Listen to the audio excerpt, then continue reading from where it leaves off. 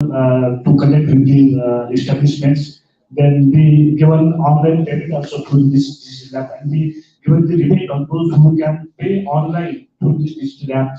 They can get the rebate of 5%. So maximum people are starting using this app and they started paying their taxes through online. And that was the biggest, benefit to the KHC Contribution Corporation.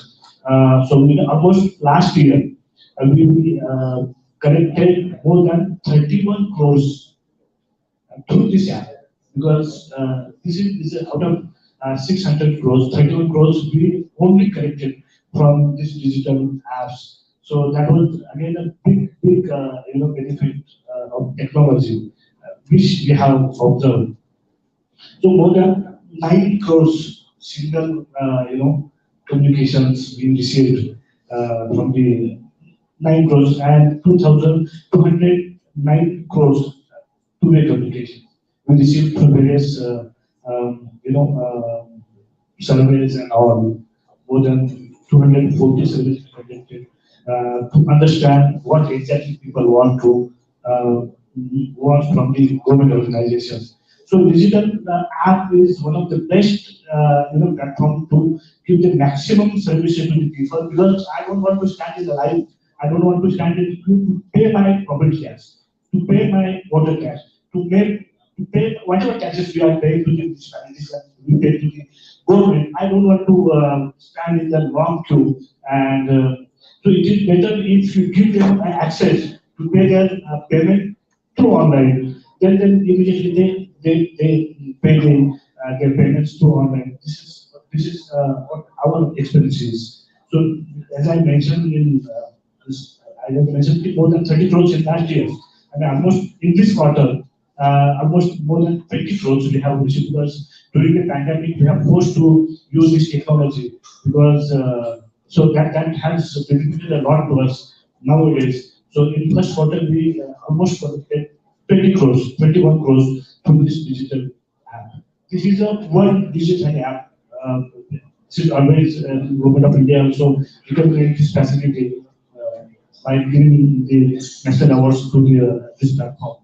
This is one app I am talking about. Another is smart water meter. Everyone knows that everyone is coming from, now they are not from the government, but they use the water every day. They make a fixed, revenue model, like you use whatever water you want, you can pay only a fixed amount of, for water charges, like 200 for a month, yeah, 1,000 for a year. And there is no mechanism to actually check how much water have been used. So we started using this smart water metering. So actually how much water I am using and how much I am paying for the used water, immediately I can understand. So that system we have installed under this smart situation, and almost we have installed till now 67,000 smart meters in the slums, in the commercial complexes, in the big residential complexes. So it is easy to get understand that how much water is being used and how much revenue you are getting from that particular complex. Suppose if I am using a 10-liter water per day and somebody is using 500 liter water per day, but I'm paying the same amount for the 10 liter, whereas another person is paying the same amount for the 500 liter water. So that disparities, we reduce that disparities and we actually charging the keep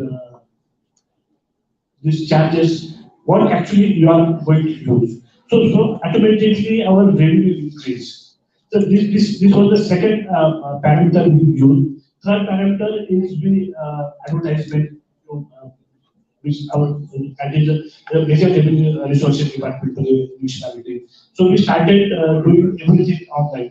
You will have to apply online for getting permission for displaying of the hoardings. Whatever charges you will be communicated. What are charges to be paid for this getting approval and all. So automatically they get communicated through online. They need not to come to the TMC, and they don't want to sit outside the officer's cabin for a long time when he will be calling me inside and when we can have a conversation. So that system has stopped. So for advertising department is concerned, everyone apply online, they get permission through online, they do the payments through online, through the payment gateway, and likewise we are advertising online, and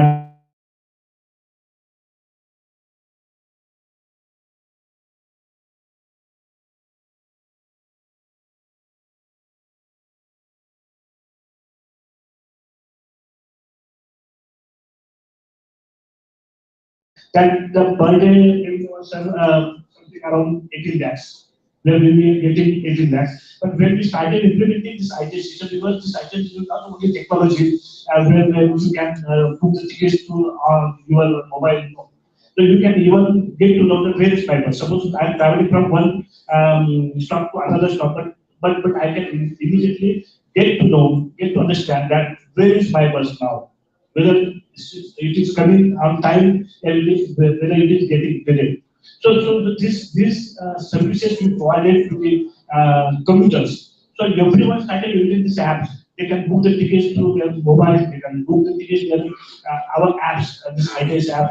Even they can get information whether this bus is available on this route or not. So um, directly these commuters are engaged and will be touching revenue almost 32 lakhs per day from 18 lakhs to 32 lakhs. This was the benefit we got through the IT system. Another major, you must be knowing that another major revenue resources department is so you know that our what this we did not talk much about monitoring department. So builders used to come to the TMC, they sit there, they, you know, just there. So there also I do not talk much on that. But what happens? We started everything online. Specifically, we created a separate, portal for town planning department, and everyone architect want to submit their proposal, they can submit online. Whatever compliances are there, we communicate to the architect that these are the compliances to be complied immediately.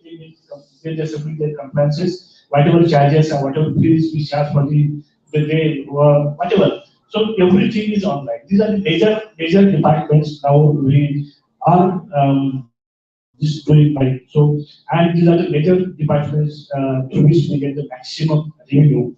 So the revenue have increased, I think, more than 20% revenue are increased by using this technology. It looks very, the app is people are it's app like others. No, it's not a it's very small things for the people, for the citizens, those who are actually taxpayers to the municipalities.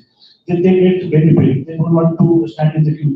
They don't want to come to the municipalities for paying their taxes. They can easily get this facility. They can easily pay their taxes. They can easily pay the service charges to the municipalities, to the government by using this app, by using this technology, by using these portals.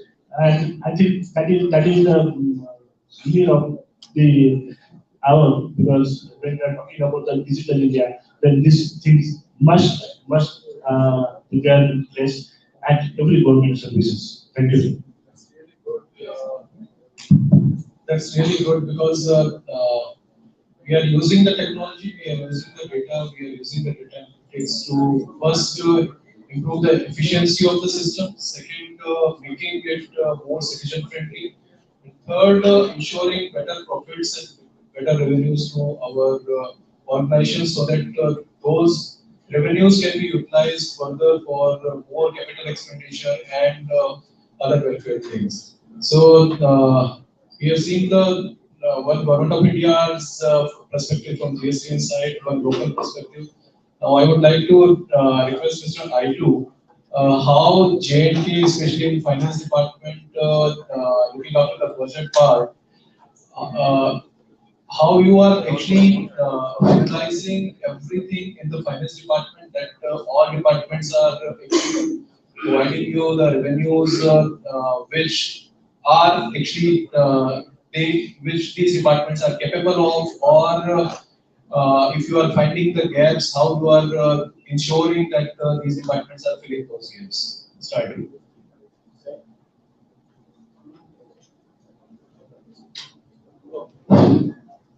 Good afternoon, and like the question posed to me is very difficult because government revenue Kashmir is facing this problem of optimizing the revenue. Now, since GST has already touched how GST is collected, how it is involved, to me, the budgeting, as everybody knows, we should have the resources to tide over the expenditure, may it be capital or investment. Our cases would be different. We are having more revenue expenditure than capital expenditure. It's very different. Yes, sir. Now, since to find the resource to meet the expenditure, meet the need, we, as usual, have the money from Government of India in respect of sharing taxes. Now, since we are unity, we are not getting the sharing tax. We are getting the unified grants.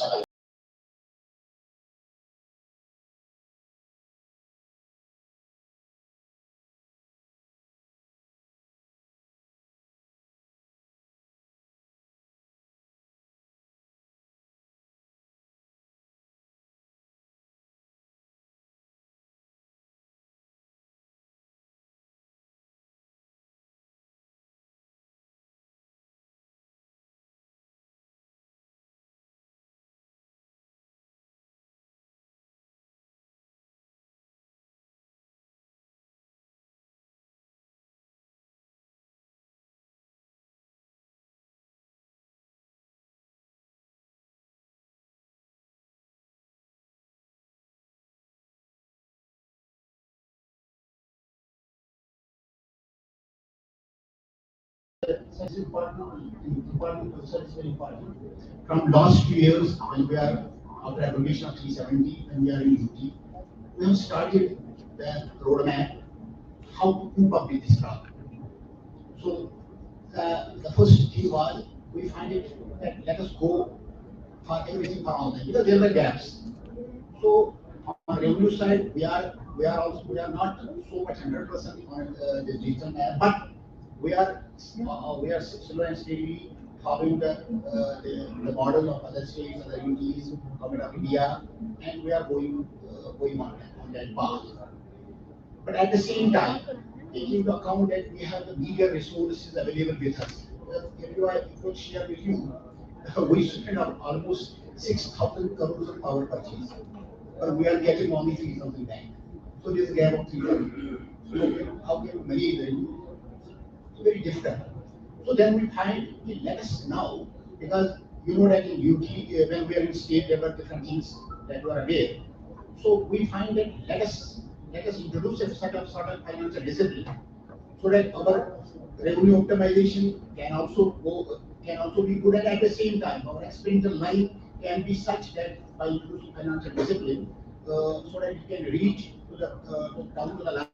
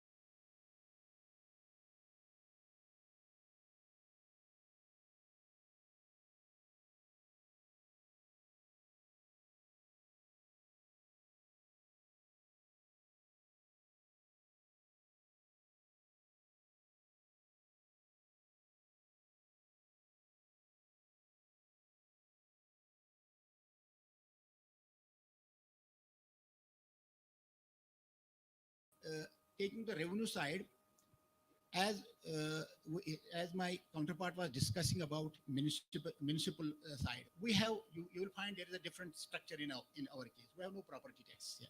We are not introduced property tax yet. So again, we fall in revenue there also. But whatever is available now with us, maybe let us on tax side or non-tax side, both. We are trying to use technology there. For example, we have world's, in South Asia, we have the one of the biggest tulip garden, which actually grows in the month of ending March 20s. And you know that this time we had a walk of almost 4 lakh tourists there, generating almost more than 30 lakh revenue. In the last year, we just generated, and there were leakages. Now as you know, the technology is there. Last time, what we do, they were collecting cash. We have stopped that. We have used the UPI QR code. So whosoever was coming on, and we even kept the POS machine there. So again, in the last year collection of some 4 or 5 lakh, we have collected 30 lakhs. So use of technology in revenue collection is really. I was recently on 8th or 9th of this month in Delhi. The fintech association was in collaboration. So I think the fintechs have a lot of role to play in these things. Technology really, I think, mesmerizes this our side. So revenue collection, so far as I am concerned, it can use these digital technologies, automation, so that whatever, so every government, state or UT government, they have this revenue, this gap, so that gap can be plugged. Thank you. That's really good, because we can say that the technology is being used for it's especially the social audit which you are doing, that expenditure. If somebody is having some objection, public must know that where the taxpayers' money is going. So it's good that how the finance department of J&K has actually come up with the innovative solutions to deal with the situation. Now I'd like to go to Amit for seeing that what Uttarakhand government, and especially Uttarakhand taxation department, has developed any analytical tools for getting better tax intelligence and data analytics. Please. Good evening, chair and co-speakers, and ladies and gentlemen. Sir, यहाँ उत्तराखंड में लगभग मुझे 5 साल हो गए हैं. मैं पहले, इससे पहले गुजरात में था. तो बिफोर, मतलब उत्तराखंड के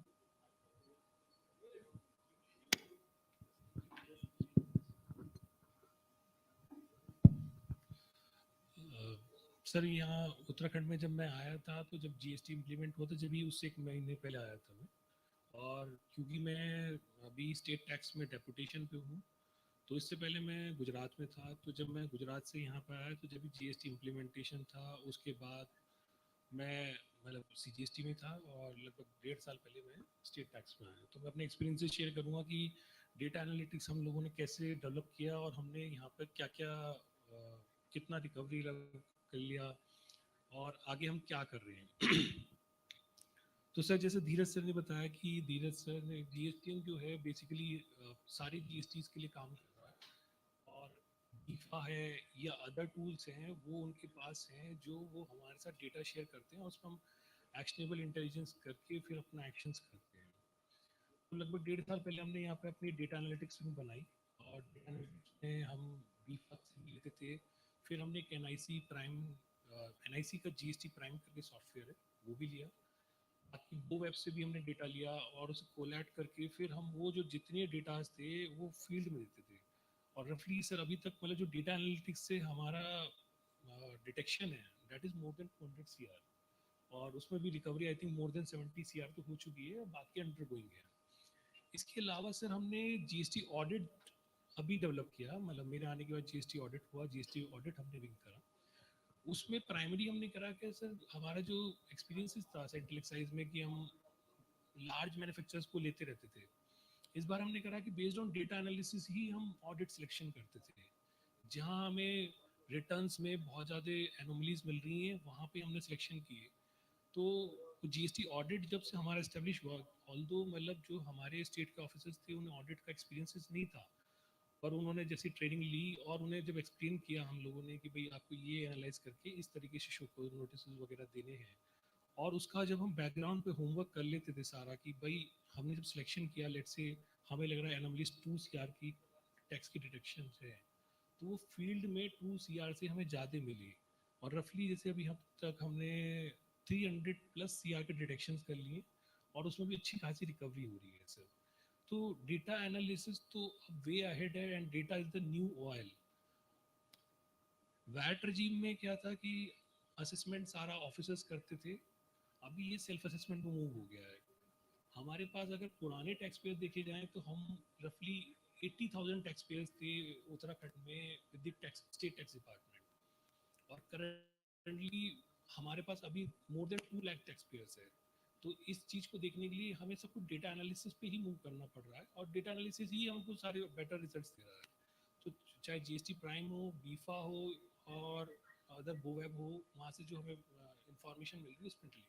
इसके अलावा एक हम जो उत्तराखंड में एक कंसेप्ट एक प्रोजेक्ट कर रहे हैं सर, पायलट प्रोजेक्ट, वो मैं दिखाना चाह रहा था प्रेजेंटेशन के थ्रू, ऑल्दो अब वो प्रेजेंटेशन तो खैर रहने दीजिए सर, बस जस्ट मैं ऐसे ही बताना चाहूँगा। अभी जीएसटी में हो क्या गया है कि हमारे पास फेक आईटीसी की सबसे बड़ी प्रॉब्लम है। इनवॉइस जनरेट हो रहा है, ई बिल जनरेट हो रहा है, गुड्स का मूवमेंट नहीं हो रहा है। इंटेलिजेंस आती हैं, फिर हम उसके यहाँ सर्चेस करते हैं, पर कोर्ट में लिटिगेशंस होंगे, अरेस्ट होंगे, ये सारी चीज़ें होंगी, पर उसका एंड रिजल्ट ये होगा कि शायद हमारी 10-20% की रिकवरी हो पाएगी। तो अभी हमने एक प्रोजेक्ट पायलट प्रोजेक्ट डेवलप कर रहे हैं जिसमें हम जितने उत्तराखंड के चेक इन पॉइंट्स हैं, एग्जिट एंट्री पॉइंट्स हैं, रफली 38 हैं।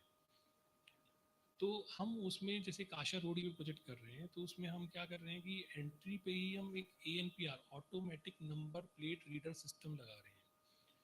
वो जैसे ही व्हीकल्स एंटर करते हैं या एग्जिट करते हैं, वो सारा डेटा फैच कर रहे हैं ANPR से, और उसको हम लिंक कर रहे हैं ई वाहन से, जहाँ पर वो ये फिल्टर आउट कर लेगा कि ये पैसेंजर व्हीकल है, कमर्शियल है। पैसेंजर व्हीकल्स गुड्स कैरी नहीं करते तो हमारे काम के नहीं है, तो वो कमर्शियल व्हीकल्स हैं। उसके बाद हम ई वे बिल वेबसाइट से को रिलेट कर लेंगे। इसके अलावा मशीन लर्निंग से हम ये कर रहे हैं कि वो गुड्स कैरी कर रहा है नहीं कर रहा, फोटोग्राफ इमेजेस, वीडियो और इमेजेस ले रहे हैं। इसके अलावा हम वहाँ पे वेइंग ब्रिज नीचे जो ऑटोमेटिक सेंसर्स के साथ है वो लगा रहे हैं। Based on all this data वो हमें ये देगा कि इसके ऊपर हमें प्रोसीड करना है या नहीं करना है। तो हमारा जो अभी मैनुअल बेस्ड इंटरवेंशन है, जो फ्लाइंग स्क्वाड्स का मैनुअल बेस्ड इंटरवेंशन है, उसमें काफ़ी सारी कंप्लेंट्स भी आती हैं कि हैरेसमेंट हो रहा है, ये हो रहा है। और कई बार एक ही व्हील पे जैसे मल्टीपल वो रोटेट कर जाता है, जैसे सहारनपुर से कई बार या 3 या 4 बार चक्कर लगाया जाएगा। तो ये सारी प्रॉब्लम्स को दूर करने के लिए हमने ये मतलब ये सॉफ्टवेयर और ये पूरा सिस्टम अभी पायलट बेसिस पे डेवलप कर रहे हैं। तो आई थिंक इससे हमें पैसिवली वो डेटा मिलने वाला है जिस गुड्स का मूवमेंट हुआ ही नहीं है। तो कल को अगर हमारे कोर्ट में एविडेंसेस ये रहेंगे कि गुड्स का मूवमेंट नहीं हुआ क्योंकि हमने उत्तराखंड के जितने एंट्री एग्जिट पॉइंट्स हैं सबको क्लोज कर दिया उस पॉइंट से, तो वो शायद हमारे लिए बहुत बड़ा एक बेनिफिट होगा इन दी लीगल सिस्टम। तो ये मतलब करंटली आई थिंक उत्तराखंड का एक यूनिक कंसेप्ट कह सकते हैं, बाकी तो सर बाकी स्टेट्स जो कर रहे हैं वो कर ही रहे हैं। तो this is all about Uttarakhand. Thank you sir.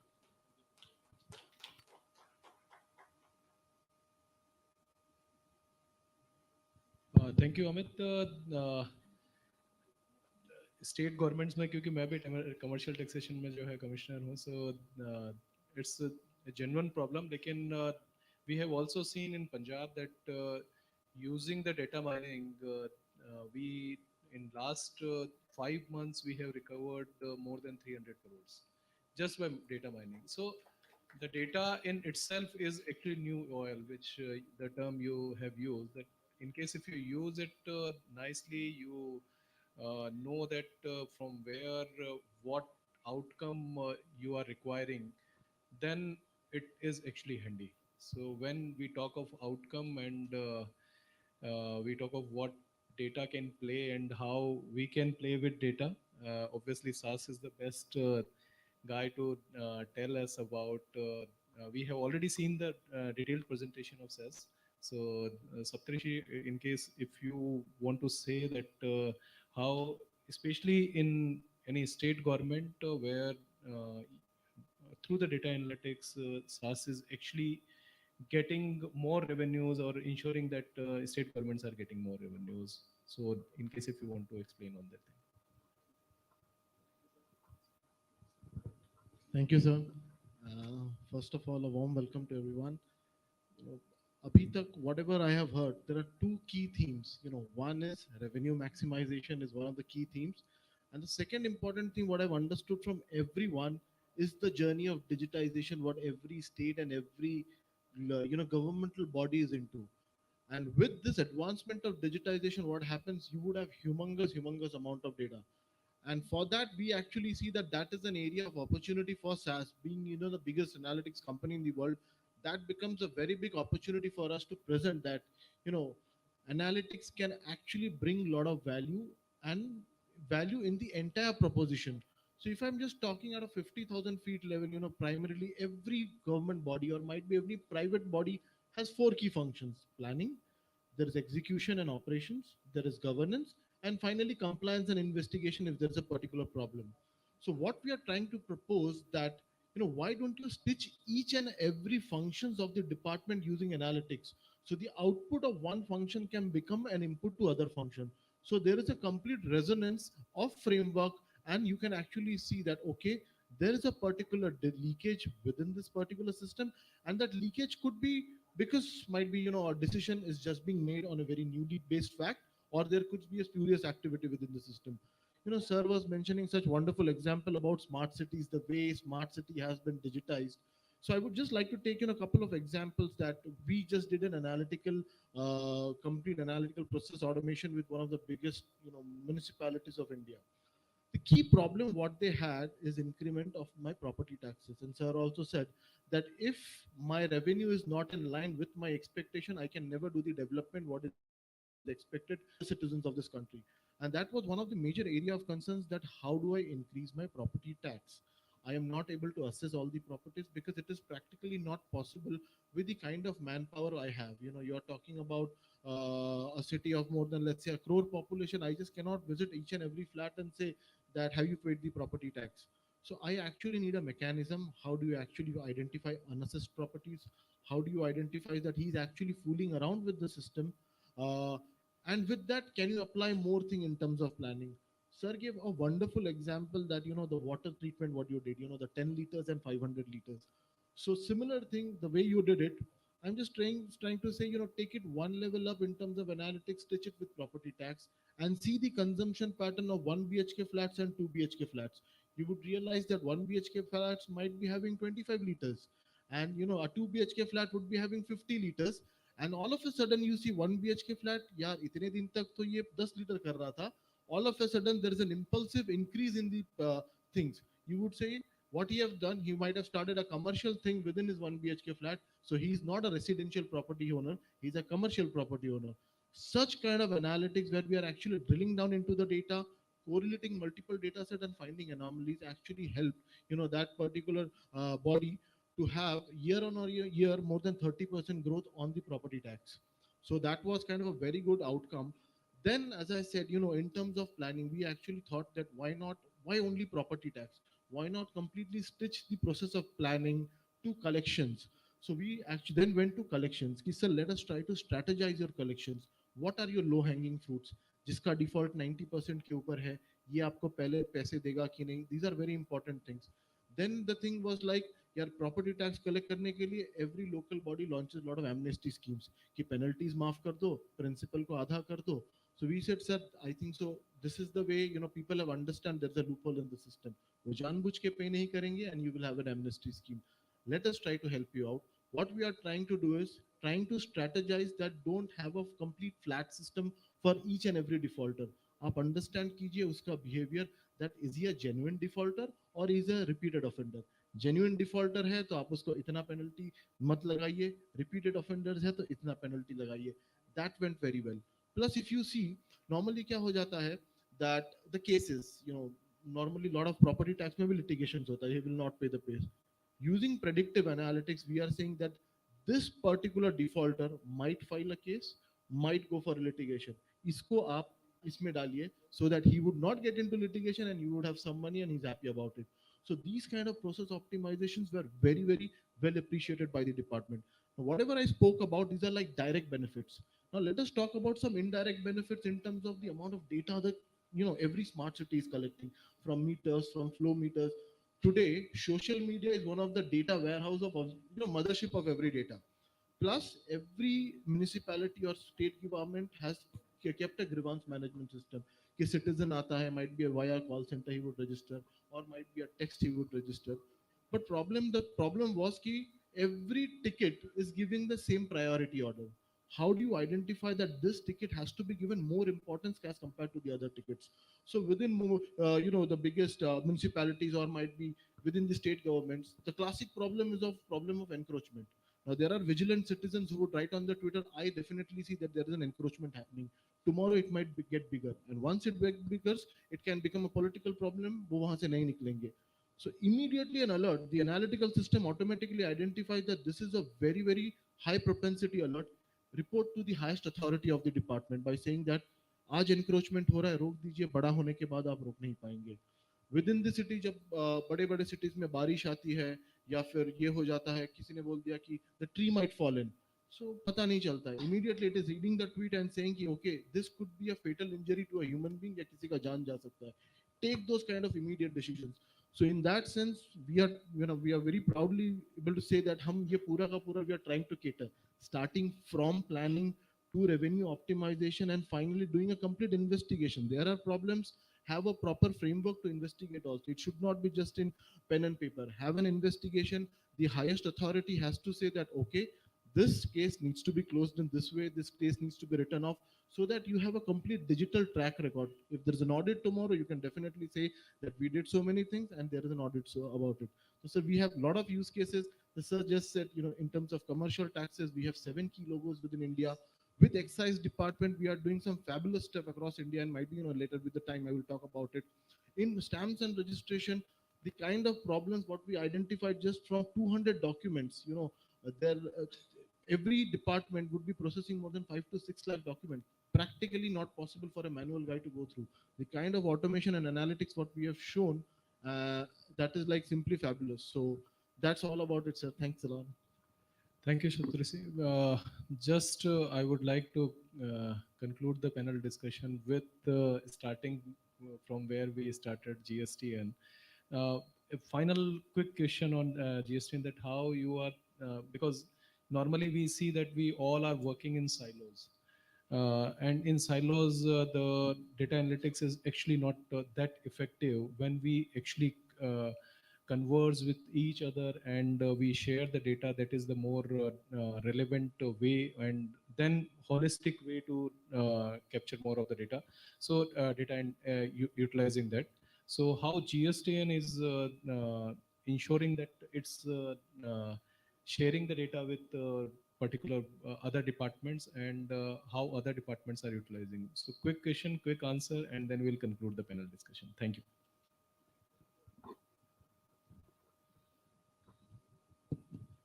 Actually, as far as it goes, that I mean, every department, whatever data they have, generally they are very possessive about the data. So I mean, income tax would be very possessive about their data.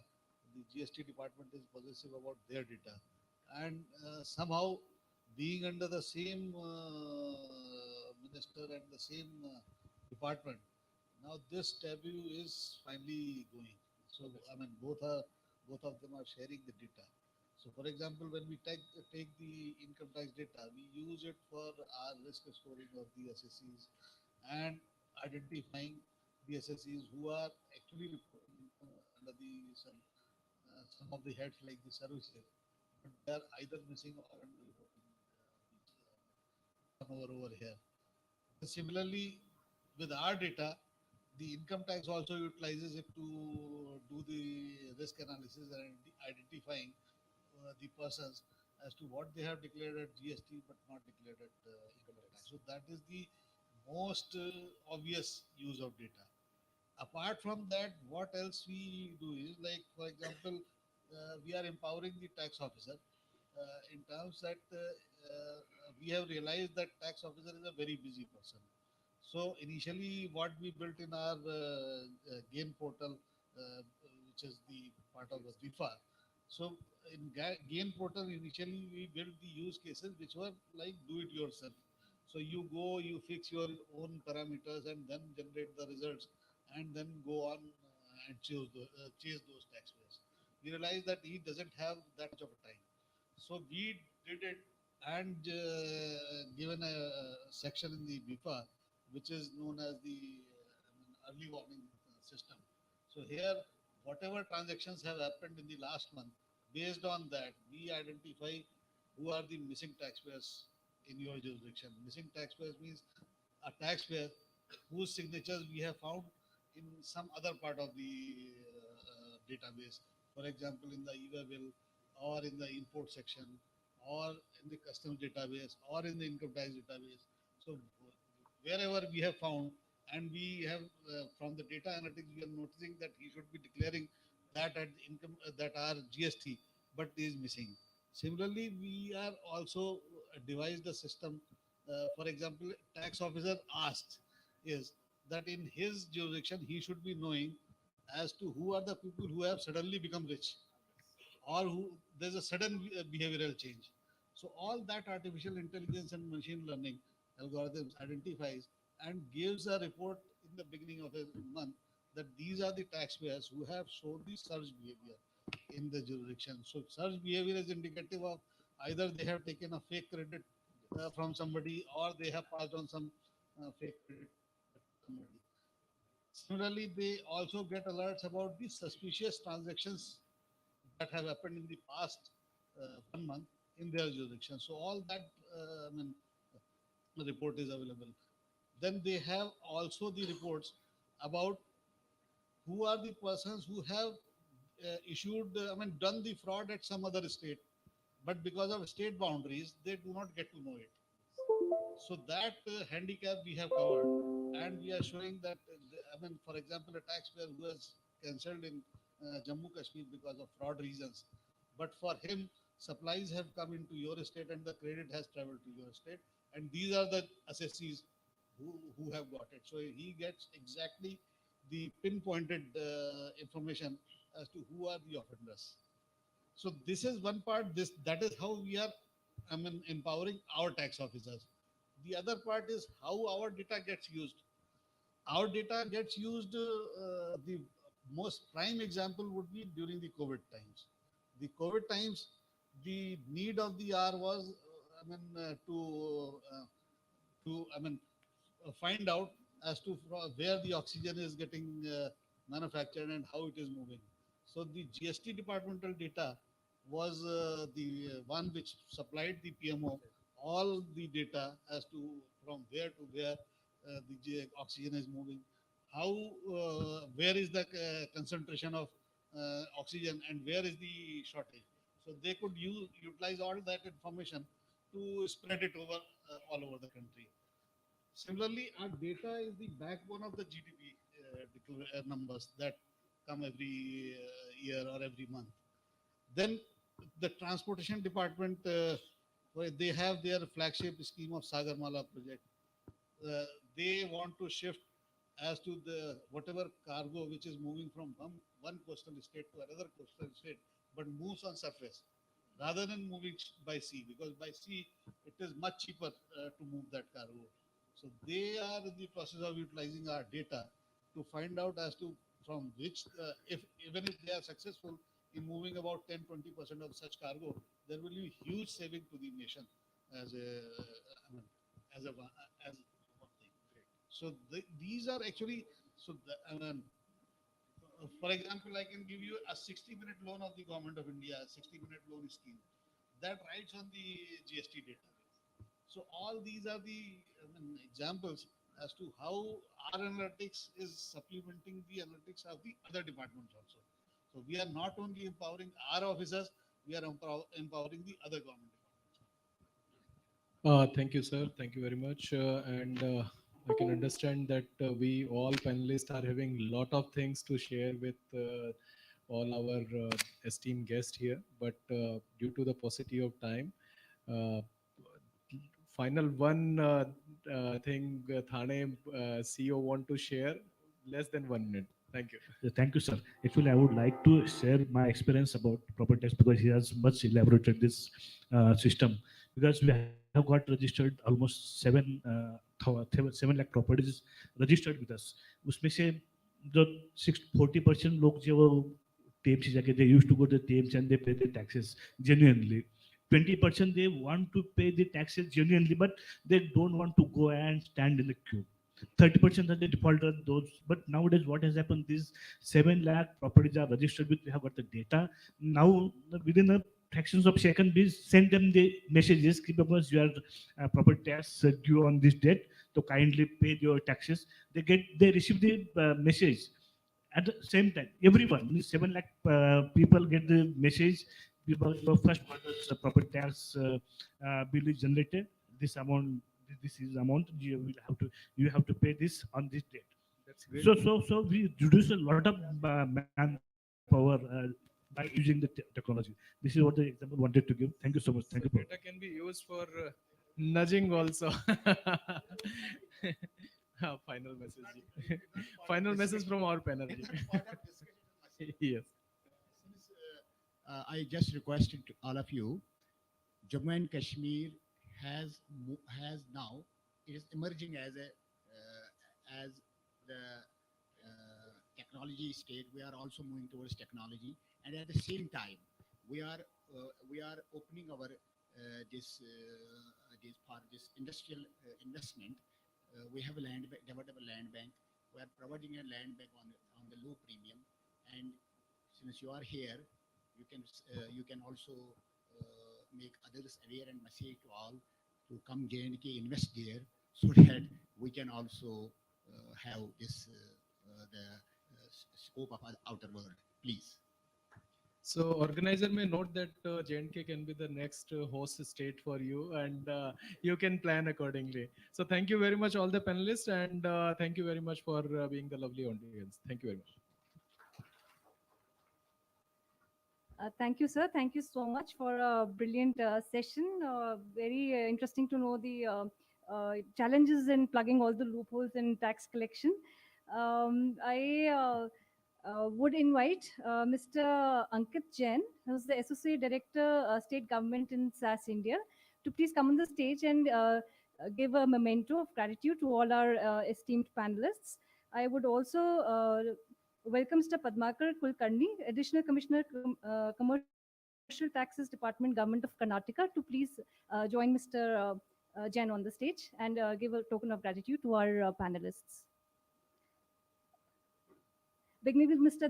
Dheeraj Rastogi, Senior Vice President, Goods and Services Network, Government of India.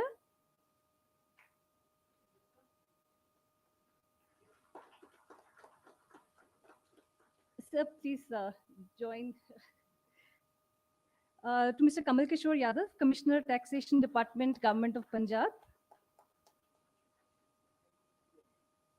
Mr. M.Y. Itu, Director General, Department of Finance, Government of Jammu and Kashmir.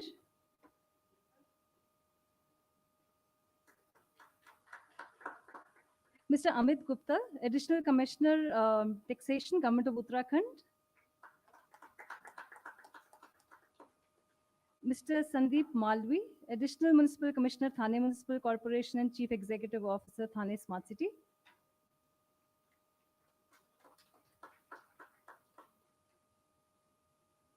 And last but not the least, Mr. Saptrishi Datta, Senior Consultant Analytics, SAS India.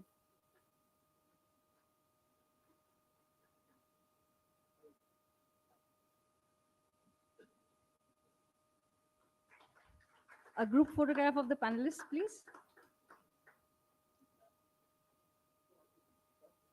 So please join.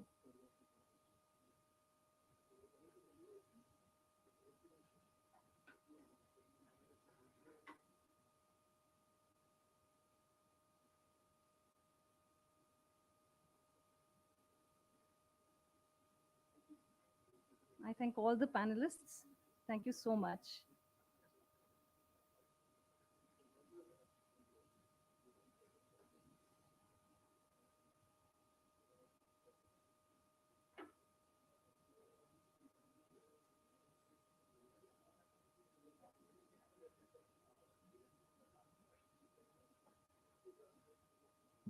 Our next panel discussion will take the theme forward of revenue management, optimizing revenue through application of advanced analytics.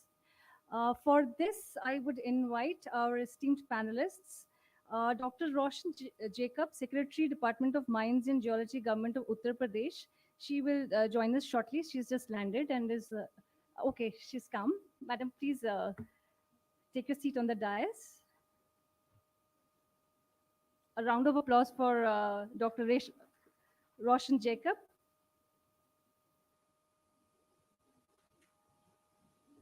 Kranti Khobragare, Deputy Director, Income Tax, Intelligence and Criminal Investigation, Government of India. A round of applause for Madam. Mr. Binu Francis, Commissioner, Thiruvananthapuram Municipal Corporation, Kerala.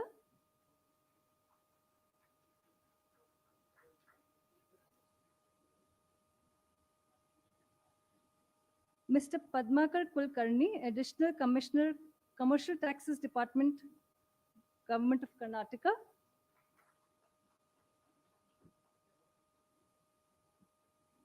Mr. Ajitesh Pandey, Additional Chief Executive Officer, Chhattisgarh Infotech Promotion Society.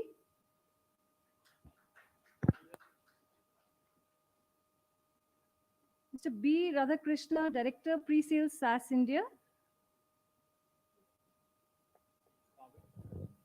Mr. Kunal Sama, Principal Sales Specialist, SAS India.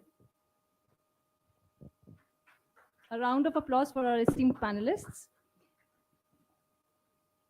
Dr. Roshan Jacob, Secretary, Department of Mines and Geology, Government of Uttar Pradesh, is the session chair for this session. Over to you, Madam.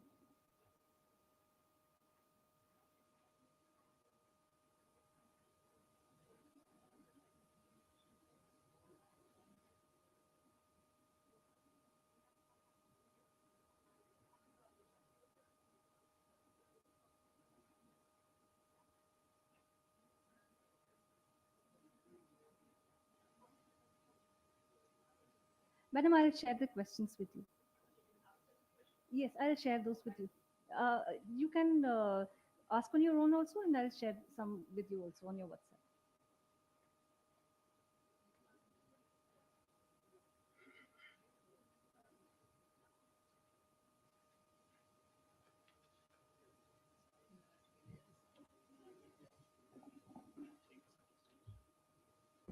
Sorry for this interruption.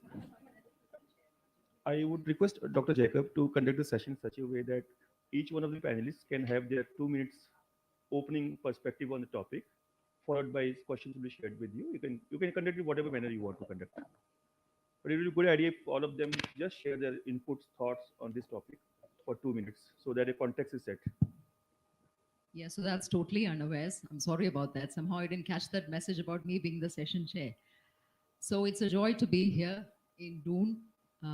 We all have very fond memories of this place because it falls on the way to Mussoorie. And people from different parts of the country are here, from different states. I presume the session before also had something to do with revenue maximization because I heard the compere saying so. The topic that we are supposed to engage with is revenue maximization through data analytics. So I have something to say on my sector, the one that I'm currently dealing with, which is mining. But then I think in government, we all are surrounded by a sea of data. Data is never scarce. But then relevant data, how do you generate relevant data? And most of all, how do you focus that? How do you make it work towards the whatever sector, whether it is citizen service delivery, yeah, it is optimization of revenue through better management of resources. That is the challenge. Now, big data is something that we all keep discussing. We have so much of data in mass, in speed coming in. And it is a challenge that each department faces, that how to get to the bottom of it and how to use it, harness that data for the department's own good.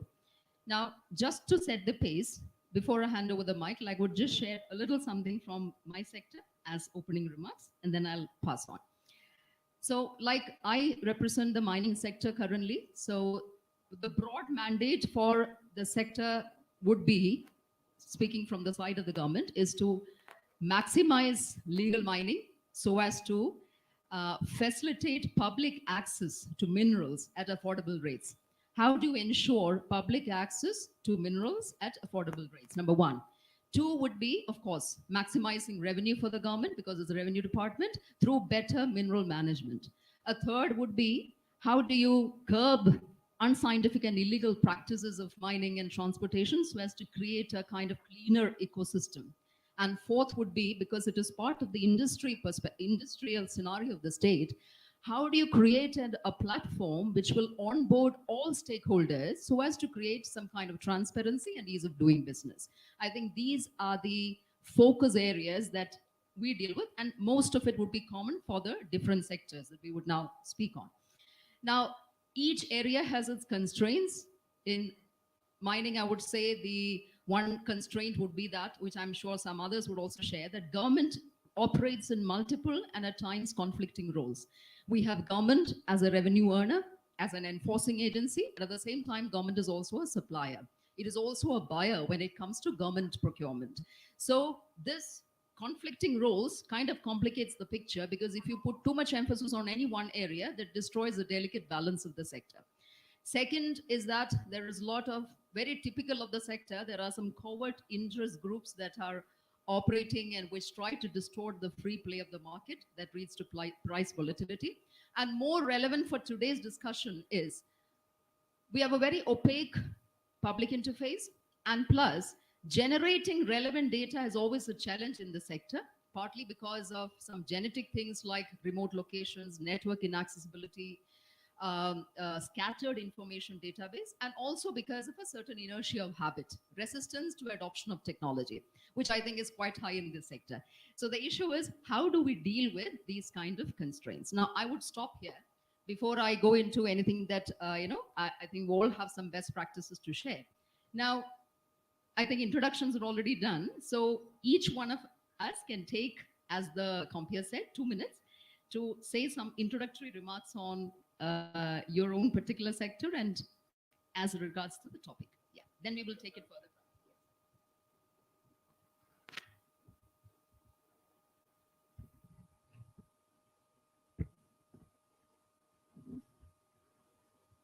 Good evening, everybody. Let me give you the e-journey of Karnataka state, Karnataka Commercial Tax Department.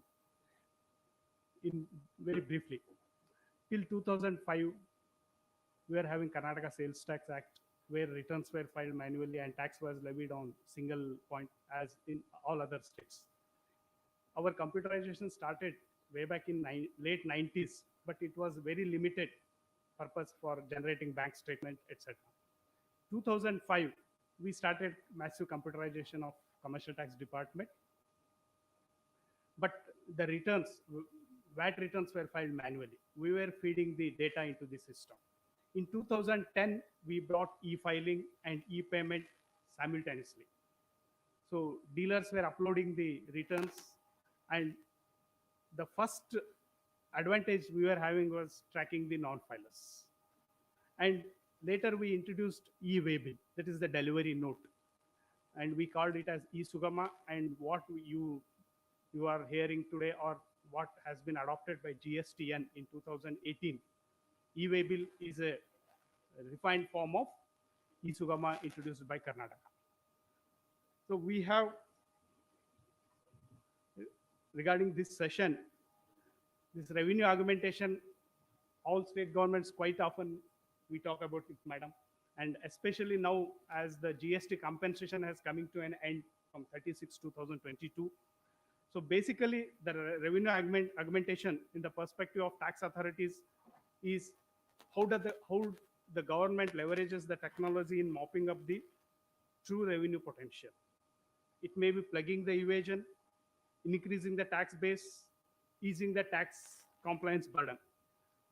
Easing the tax compliance burden, as I told you, we introduced e-Sugama way back in 2010-11, because earlier for some evasion-prone commodities or for transactions above certain turnover, we made delivery note as compulsory. The dealers, manufacturers, everybody has to come to office, collect the delivery notebook. It was very cumbersome and time consuming. So we introduced e-delivery note and even mobile delivery note also. Regarding increasing the revenue base, as you all know, under GST, the threshold limit is 20 lakh and 40 lakh. 20 lakh is for services and 40 lakh is for goods. There are quite a few voluntary registration to avail the ITC benefit, but to identify the potential taxpayers, we are using our own analytical tools like e-waybill analytics we are having, and for registered dealer we are having GST tool, GST Prime, which was developed by Karnataka Commercial Tax Department with NIC, has been adopted by 20 states across the India today, and even CBIC has adopted the GST Prime, where we get 360-degree profiling of a taxpayer. There we get the reports like registration with single PAN, single premises, single mobile number, single email ID. These are all we are using, these reports we are using in tracing the fraudulent dealers. We are doing sectoral analysis of commodities, revenue forecasting, finding the circular trading, top defaulter identification. We have categorized the dealers into top, mid, and other category. Based on that, every month after 20th, we issue our officers issue 3A notices, then the assessment of non-filers and recovery measures.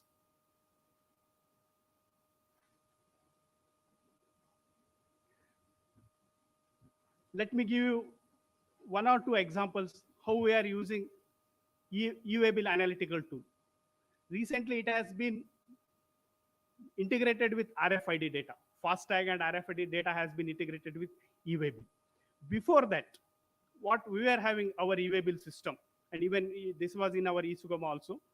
If we put a particular vehicle number in the e-waybill portal, officer login, we were getting the data of previous transactions of that vehicle. So in one case, one of my officer who was in the field, who found that the vehicle was coming from Maharashtra to Karnataka. And when we checked in the system, the previous night e-waybill has been generated for that vehicle within Karnataka, from Ballari to Bangalore. So we traced that dealer and we could identify that that dealer has used fake vehicle numbers to create e-waybill. We could unearth a big scam in that. But now it has been integrated with RFID. It is very easy now, because earlier we were getting the data from toll plazas. We are deputing our officers to various national highway within the state and outside the state to get the data from the toll plazas, whether that vehicle has moved or not, because they generate e-waybills to pass on the ITC benefits to the other dealers. Now with RFID integration, how our officers are tracking is, you all know Karnataka is the biggest producer of areca nut, and which is mainly consumed in North India as a part of tobacco product and pan masala. And that goods is a highly evasion prone commodity. Even under VAT, we reduced the rate to 2%, but still there was a evasion. Now what they do, they put consignor as Tamil Nadu dealer and consignee as some North Indian dealer. Both will be registered and they will transport the goods. So we are using RFID data, whether that vehicle has moved or not. Sometimes the maximum time, the vehicle is loaded inside the Karnataka, but they generate the e-waybill as transit, out and out. So we track the RFID, we watch that vehicle for days together, weeks together, and our officers catch that vehicle and levy penalty, just as a deterrent. Because now we are switching over to target-based road vigilance. The another major issue in our GST system is, we can't integrate. Though Karnataka is a model one state, we have our own backend system, but we cannot integrate with all other public or all other government websites. So we have to utilize whatever the data available in public domain. For example, eSwaraj, a government website which gives supplies made to various panchayats in MNREGA scheme. And most of them were unregistered or non-payers. So we were using, it is in public domain, we are using that data. And we are tracking the non-filers and potential unregistered fellows whose turnover is more than 40 lakh. And recently, government of India has started one pilot project. This eSwaraja was a pilot project. That was MNREGA website. This eSwaraja, it gives the info. This is also a public domain. In public domain, it gives any supplies made to the panchayats. So these data also we are using for our revenue augmentation. We are also using even Instagram and Facebook data also.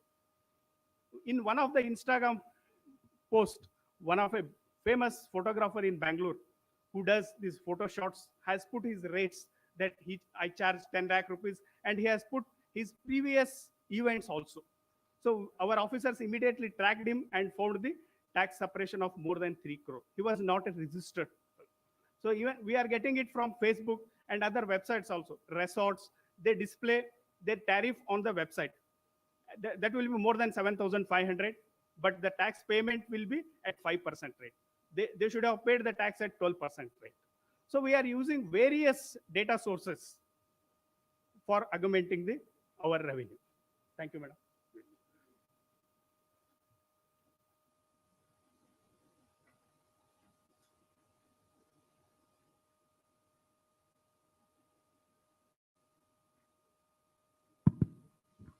Yeah, I think commercial taxes is, of course, a very hefty, you deal with huge volume, and you threw light on how you are trying to stem the loopholes, close the gaps, and use data to better purpose in revenue optimization. Although maybe we'll have one more round of question addressed to you later. Binu Francis is from Trivandrum, incidentally my hometown, and also happens to be, I think, the biggest city corporation in the country in terms of volume, the density, as well as the area. So from a person working in the field at the cutting edge, one would like to hear how you use data. Of course, there is voluminous data, but then the thing about a corporation is that you are rendering services to people, and for that, of course, you need revenue. So what is your financial model? How do you use data to create actionable intelligence to improve your revenue performance and thereby your service delivery? Thank you all. From urban perspective, he's from a tax GST and from local self-government institution perspective. Of course, being an urban administration, the main focus is on one is welfare, second is regulation, and third is development. In all these sectors, we have data.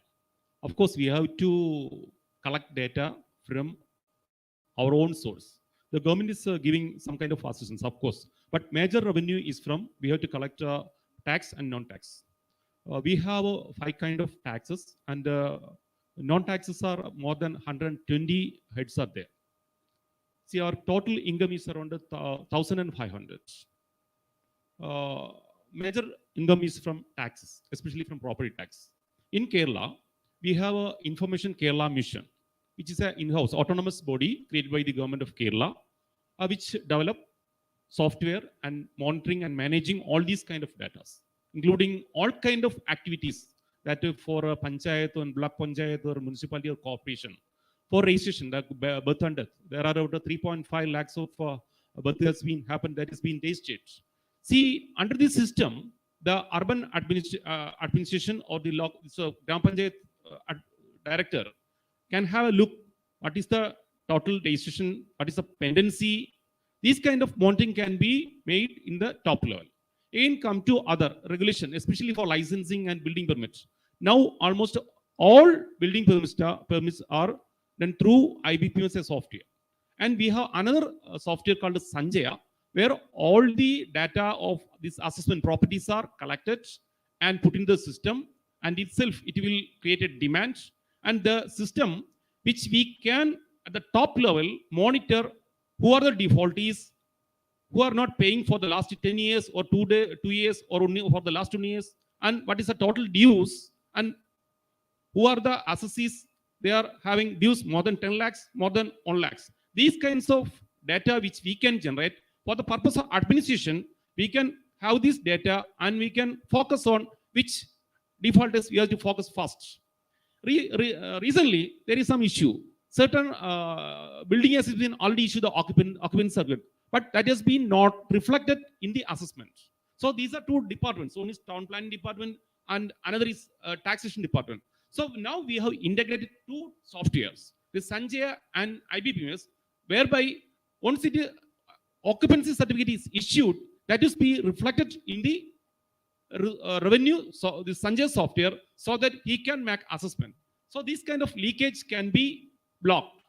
Recently, we have some innovation which is not mandatory on our part.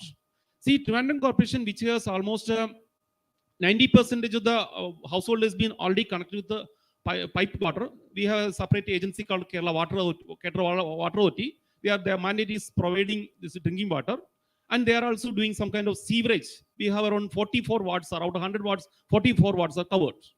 But there are certain areas where the sewerage connection is not there, and certain pockets where the water supply is not there, pipe water supply is not there. But also there are certain areas where bulk water demand is there. There are certain agencies, private agencies are there. They are providing tanker waters or sewer tankers to collect the sewer septage from the households. They are collecting septage and put into public canal or rivers and drains. So how we can address one issue? The second thing is they are collecting water from some other points other than the legal vending points we have from water authority sites. But they are collecting water from river or ponds and supplying to the needy people, and they are charging more. So these are certain social issues, and of course, this is a health issue. How we can control through an IT solution.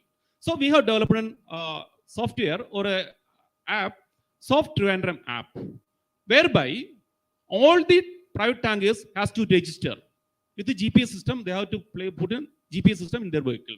One thing. Second thing is those who wants water supply, water or septage service, they have to raise their demand in the software, in the app. Thereby, the software in turns connect the nearest driver with a SMS, and also this phone number will go to the handheld or the smartphone of the customer, the prospective customer. Yes, he will remit the amount which will comes to our exchequer, our pocket. Then this septage tanker or the water supply tanker will collect from the authorized point, from the authorized vending points. We have a fixed charge. Then they will collect the water and provide to the potential customer. Whereby two advantages there. One is we can ensure that the water is collected from the authorized vending points. One thing. The second thing is they are not charging more than what we have fixed, that we have fixed a reasonable rate. The third one is we can generate 100 rupees as the user charge for a trip. Thereby we collect 2 crore in a financial. This is the additional income.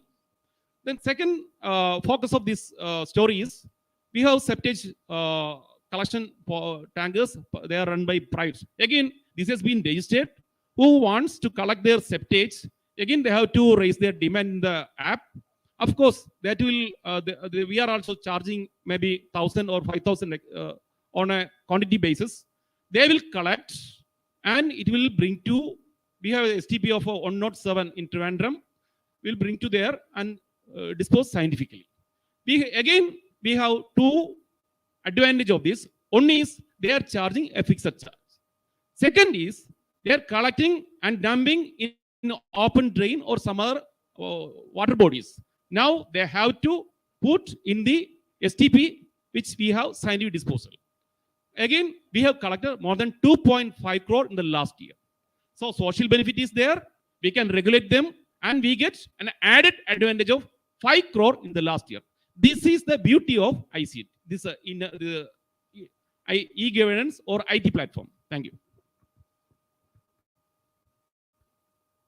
Thanks, Binu. That was quite crisp.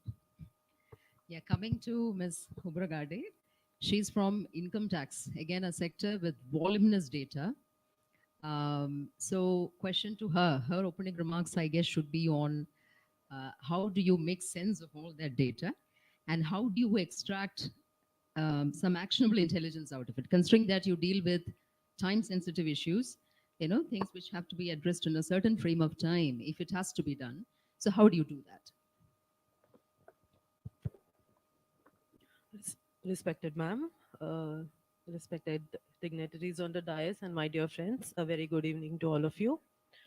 I'm Kranti Khobragade. I am IRS officer of 2011 batch and presently posted as DDIT in criminal investigation, INCI in Pune.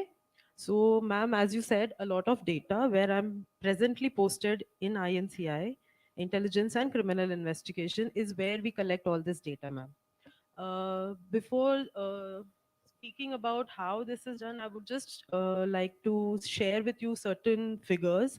This is the revenue that is collected in the last year, which income tax has collected 14 lakh crore of income tax in the financial year ending 2022, which is the highest till date.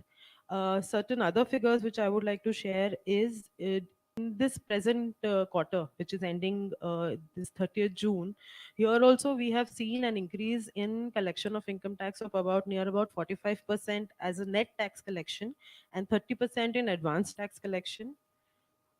We have also in the previous financial year registered increase in the number of income tax returns that were filed. So we have 7.14 crore people filing income tax returns as against 6.9 crore, which was the previous year. And the refund issued during the last financial year is 1.86 lakh crore, which is against again an highest amount. The share of income tax which is received is 70% in corporates and 30% of from individuals. So corporates obviously make a larger share of the income tax collected, and the total people in the country having PAN is 44 crore only, which is a major hurdle for collecting information in income tax. All said and done, the increase in the revenue, ma'am, the tax collection, income tax being the largest tax collector in the country, these reforms which have been made in the department's functioning, as well as the economy that is seeing a growth, is the reason for increase in this tax growth. And income tax department as such has undergone a lot of changes in the previous 3-4 years. Specifically, we have implemented the faceless scheme in 2020. So all the assessment that is being carried out is all faceless. Not only assessment, but appeals is also faceless, penalties, settlement commission is also faceless, advance ruling is also faceless. So that's a major change that is there in the department, with the motive of ensuring and increasing the voluntary compliance from the taxpayers. So with this motive, income tax department is changing the work of being a deterrent, or I would say as enforcement agency. It is, but we are focusing more on being a service oriented organization, so that more voluntary compliance takes place and a lot of people pay tax on their own. So we in INCI, where I'm posted right now, is where we collect the information from all the agencies. So these are banks, these are the local sub-registrars, these are companies who are issuing shares or issuing debentures. These are the people who are covered in audit, who are getting cash payment. So a lot of information is collected. As an example, I would like to share that suppose all of us use credit cards here. So as per the income tax provisions, if a person is making tax payments of 10 lakh or more in a financial year, then the credit card company, more specifically the banks, have to provide us the information to the income tax. That is an obligation of them as per the rules to give this information to us. Similarly, if there are tax transactions happening, so if you're making a payment of about rupees 2 lakhs in cash payments, and then that has to be reported. All this information is collected through what we call as the statement of financial transactions, SFTs, which is for the Indian data, and we have SRAs, which is for the foreign data which comes through this. So a lot of data is there. And ma'am, income tax department was over the years has this motive of increasing the use of technology and reducing the use of manual work or the dependence on the officers, being the reasons being the vast data as well as the huge number of business transactions, the financial transactions which takes place on a daily basis. So there are billions of transactions which humanly are impossible to look into and verify, and that is why income tax has moved to use of AI and ML specifically, and to capture all this data. Various risk management strategies have been developed by the department to identify the data which is actually important and which would result in increasing the tax collection. As opposed to if an information is found low risk, the department might consider it not giving a output as required. So these cases have been left out. All information cannot be processed by the department, so a risk management strategy has been developed, and the department has developed the project Insight, and this is the platform where all the information related to every transaction, be it salary, business income, be it any kind of TDS, all kind of transactions, we are trying to get on one portal. And through Insight, now all the proceedings of the departments are going on. So these are e-proceedings specifically, and all the notices are issued through this Insight system. All the proceedings they take place here, the orders are passed here, and all the information is processed on the basis. There is random allocation, which is also another important factor, that there is earlier income tax was jurisdiction based, now it is a random jurisdiction. So the system has all the system is the one who is classifying the information and sending it to the assessment or the other jurisdictional units in the field. And if you see, because of the use of AI and the use of ML, the information is sorted out in a way that maximum tax is being, it can be collected, and there is minimum, I would say, difficulties which the taxpayers should face, because if small assets, if small turnover assessees are being covered in the assessment procedure or the litigation procedure, then it causes them to not complying with the provisions and facing difficulties as in getting into the legal litigations, and then overall not increasing the tax revenue. So a focused analysis of the data, so that a focused approach is taken when you are specifically assessing the income and collecting all the information. And then on that basis, the department has done really well in the last 2-3 years as well. As I said, 14 lakh crore, which is the highest amount, has been collected by the income tax department. And we hope that because of the use of AI and ML specifically, now new schemes are also being implemented, as e-verification is also coming in the income tax department, where before assessment itself, verification would be done. So on that basis, it is expected that the taxpayers would comply more and voluntarily pay the tax, so that the penal provisions and the prosecution provisions and the litigation is reduced, and the overall convenience of the taxpayers is taken into account.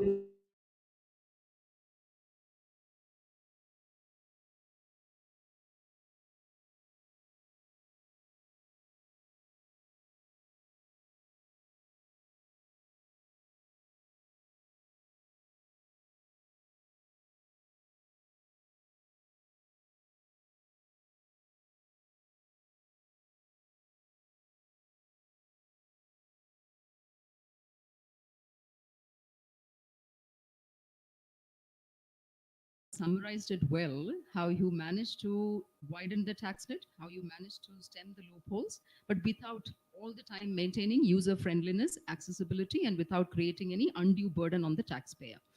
Yeah, so you are from SAS India.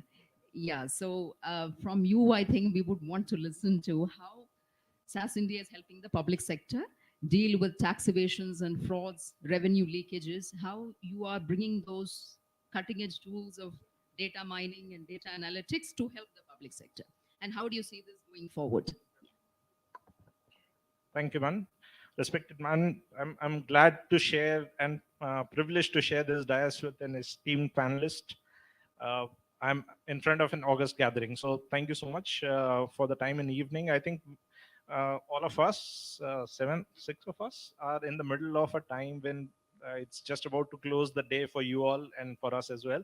So not pushing it very hard, but yeah, what started as at SAS globally was around 45 years ago, focusing on only into analytics space, which started from North America as an organization, uh, came to India as a business entity, largely focusing into bringing the best practices, what was happening in the world, to India. And analytics has always been the game of play for SAS.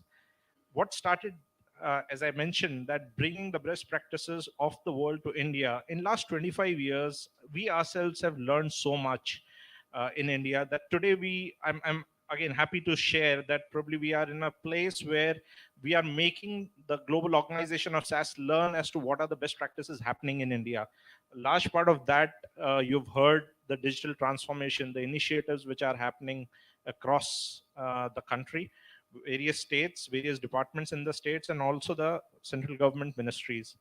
I'm again wanting to share that probably our footprint or our presence is and our learnings in last 25 years has been working with CBDT, Central Board of Direct Taxes, CBIC. We are working with these departments in a way. How do we monetize? How do we kind of identify the true value of data, not just from a dollar value or a rupee value standpoint, but also from a decision making or the insights perspective. So SAS has been working across the departments, revenue being the point of discussion today.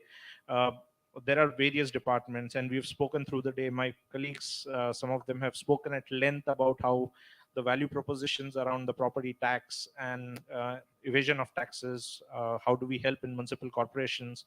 One of the largest municipal corporations in the country is utilizing SAS. At the same time, we are also engaged with various state governments, at least 6 of them from a commercial tax standpoint, including Maharashtra, Gujarat, Rajasthan. And then there are excise department initiatives. A lot of these areas essentially help us, or rather mutually help us and the departments to leverage the technology. At the same time, us also bring learning. So our products have evolved in a way that a lot of these initiatives today, what man spoke about in terms of creating those initiatives and drives for Project Insight and stuff, it required a lot of data handling and data massaging, data creation. And when we speak about data, it is not just the data which is an structured data. So if I go a little bit to the next level of detail of how do we categorize the data could be unstructured or structured data. Unstructured could eventually be also from the documents and the textual data, which we also heard from one of the panelists about how do we leverage the Facebook and social media data for providing the citizen services and improving on those services. Those are the areas which bring a lot of complexity of those areas. Now today, technology is present to handle it, whether you do it on SAS or you do it without SAS, but there are technologies that are available. What helps us as a leader in the space of driving these initiatives, we need to be a step ahead of what the departments would essentially be requiring. Now today, if we look at how a department is trying to increase the taxpayer base, or even kind of avoid the leakages in various from various excise perspective, uh, the kind of data integration that we can bring by integration of data from various other departments, like an electricity consumption, could essentially lead to give you a lot of insights if you are looking at what is the consumption pattern happening today vis-a-vis how it has been over the period of say last couple of years. In that sense, property tax department could, or rather the municipal corporation could identify whether the property is being used for the right purpose and the taxes being paid for the right category as well, whether it is a residential or a commercial property. So those are the areas where the more data you bring into play, the more value it could generate, the more insights it could bring you. We are also happy to share that probably by virtue of our working with commercial taxes department, those BIFA reports and various other red flag reports are essentially taken to the next level. While all of these are of assistance, whether it is a Model 1 state or Model 2 state, any reports that are being provisioned by virtue of these applications are taken to the next level when we do a right level of analysis, because eventually it's only a limited set of bandwidth which the department always has. We have seen departments running crunch with the bandwidth in terms of how many investigations they could do, in terms of, and then eventually spending a lot of energy and bandwidth only to realize that most of them are false positives. So those are the areas where a next level of detail, a more analytical view could essentially help, and that is something we are happy to share. Even in the previous panel, I heard that, and it is a very common saying today, that data is the new oil. While it feels good to listen to the statement, nobody talks about the complexity in terms of what is the analogy and what are the differences. Analogy being, yes, data is the new oil, you can sell it, but eventually, can you use that data? No. A crude oil cannot be used for running a machine or an application or a motor. So that is the thing that you would have to refine it, make it user ready, a decision ready thing, in which we call it analytical ready database. And that is something which probably today's technology and advancements in technology can help the departments in the public sector space with our focus being there. So happy to collaborate, and that is how we have been kind of assisting the departments in those areas. So yes, thank you so much. Again, that would be the remark that I would like to initiate with. Thank you. Ajitesh, I think, is from Chhattisgarh. Yeah, so last 2 years, our horizons were clouded by the pandemic. So much changed. All sectors went into distress, especially industry. So in the middle of it all, how did you spearhead? What kind of technology-led innovations did you spearhead to help revenue collection and bring in transparency and whatever? Just share with us your experience. Okay, I'll share. First of all, good evening to all the dignitaries in the stage, and good evening to all of you. Uh, I'm Ajitesh Pandey, right now working as additional CEO CHIPS, Electronics and IT Department of Chhattisgarh.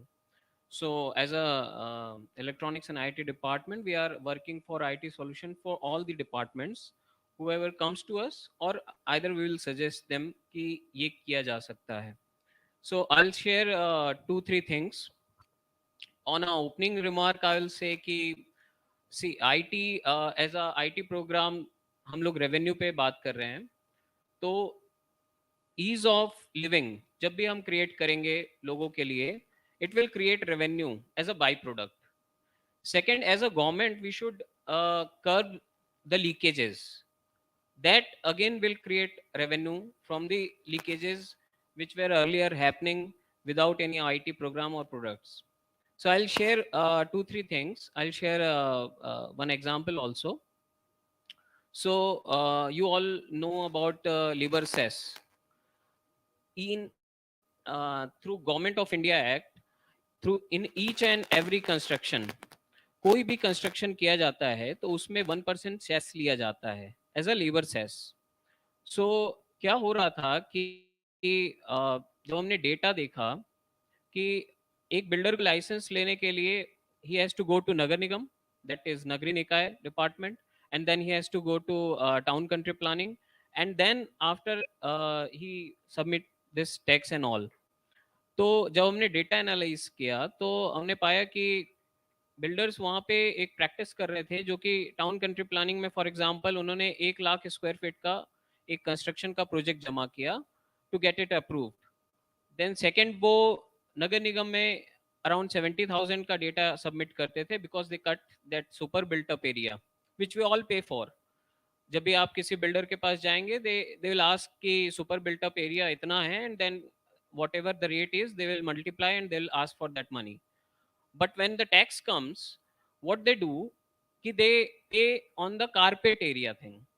So in this way, they were saving almost crores of rupees in a single project. So what we did three things. जो पुराने projects हैं उसको तो आज हम रीइवेल्युएट कर नहीं सकते हैं, तो व्हाट वी डिड कि हमने एक लिडार सर्वे और सैटेलाइट इमेजिंग से पुराने 10 साल का डेटा निकाला, लाइक 2010 में क्या डेटा था, कितना कंस्ट्रक्शन था, एंड वी गॉट डेटा कि भाई इस एरिया में total 1 lakh square feet construction आज हो चुका है फ्रॉम 2010 टिल नाउ. सो इसका मतलब है कि हमको 1 लाख स्क्वायर फीट एरिया का टैक्स मिल जाना चाहिए, जो कि हमारे कंपैरिजन में यू विल बी शॉक्ड कि 25,000 के अराउंड का हमको टैक्स मिला था, and 75,000 was evading, either they were private construction और फ्रॉम बिल्डर्स. तो हमने उसको कर्व किया, उसमें हमने आईटी का एक सॉल्यूशन यूज़ किया, जैसे मैंने बताया कि लिडार सर्वे हमने यूज़ किया, and then we made a software specially for this thing. अब तीनों डिपार्टमेंट के डेटा इंटीग्रेट हो गए हैं, so whenever anyone takes an approval from A department, it will get reflected on the B department screen. So कहीं भी tax evasion करने का कोई गुंजाइश उनके पास बचा नहीं.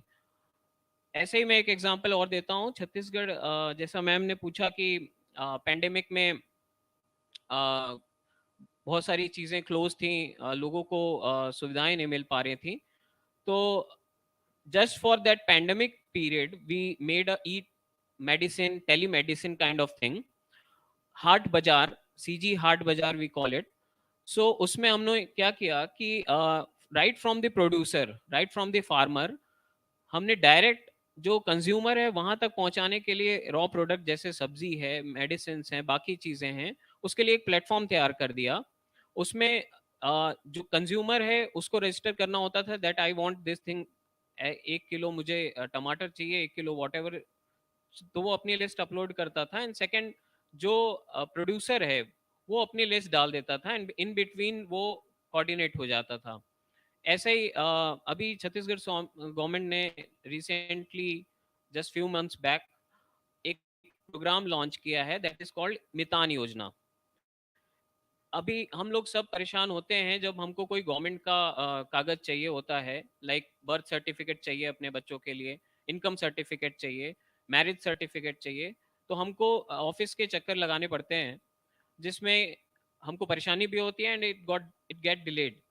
तो अभी गवर्नमेंट ने एक स्पेशल प्रोग्राम इसके लिए लॉन्च किया है कि किसी को कहीं भी जाने की जरूरत नहीं है, just in a mobile app they will ask for this certificate, and they will upload whatever documents needed for that particular certificate. And a mitan is like a word for mitra, a friend. He will collect the document from the, he will collect the certificate from the department, and he will produce it in his own home. He'll charge only 50 rupees for that. So कहीं पे भी किसी को परेशान होने की ज़रूरत नहीं पड़ेगी. अगेन जैसा मैम यहाँ पे हैं, she belongs to mining department. So Chhattisgarh got this national e governance award for Khanij online 2.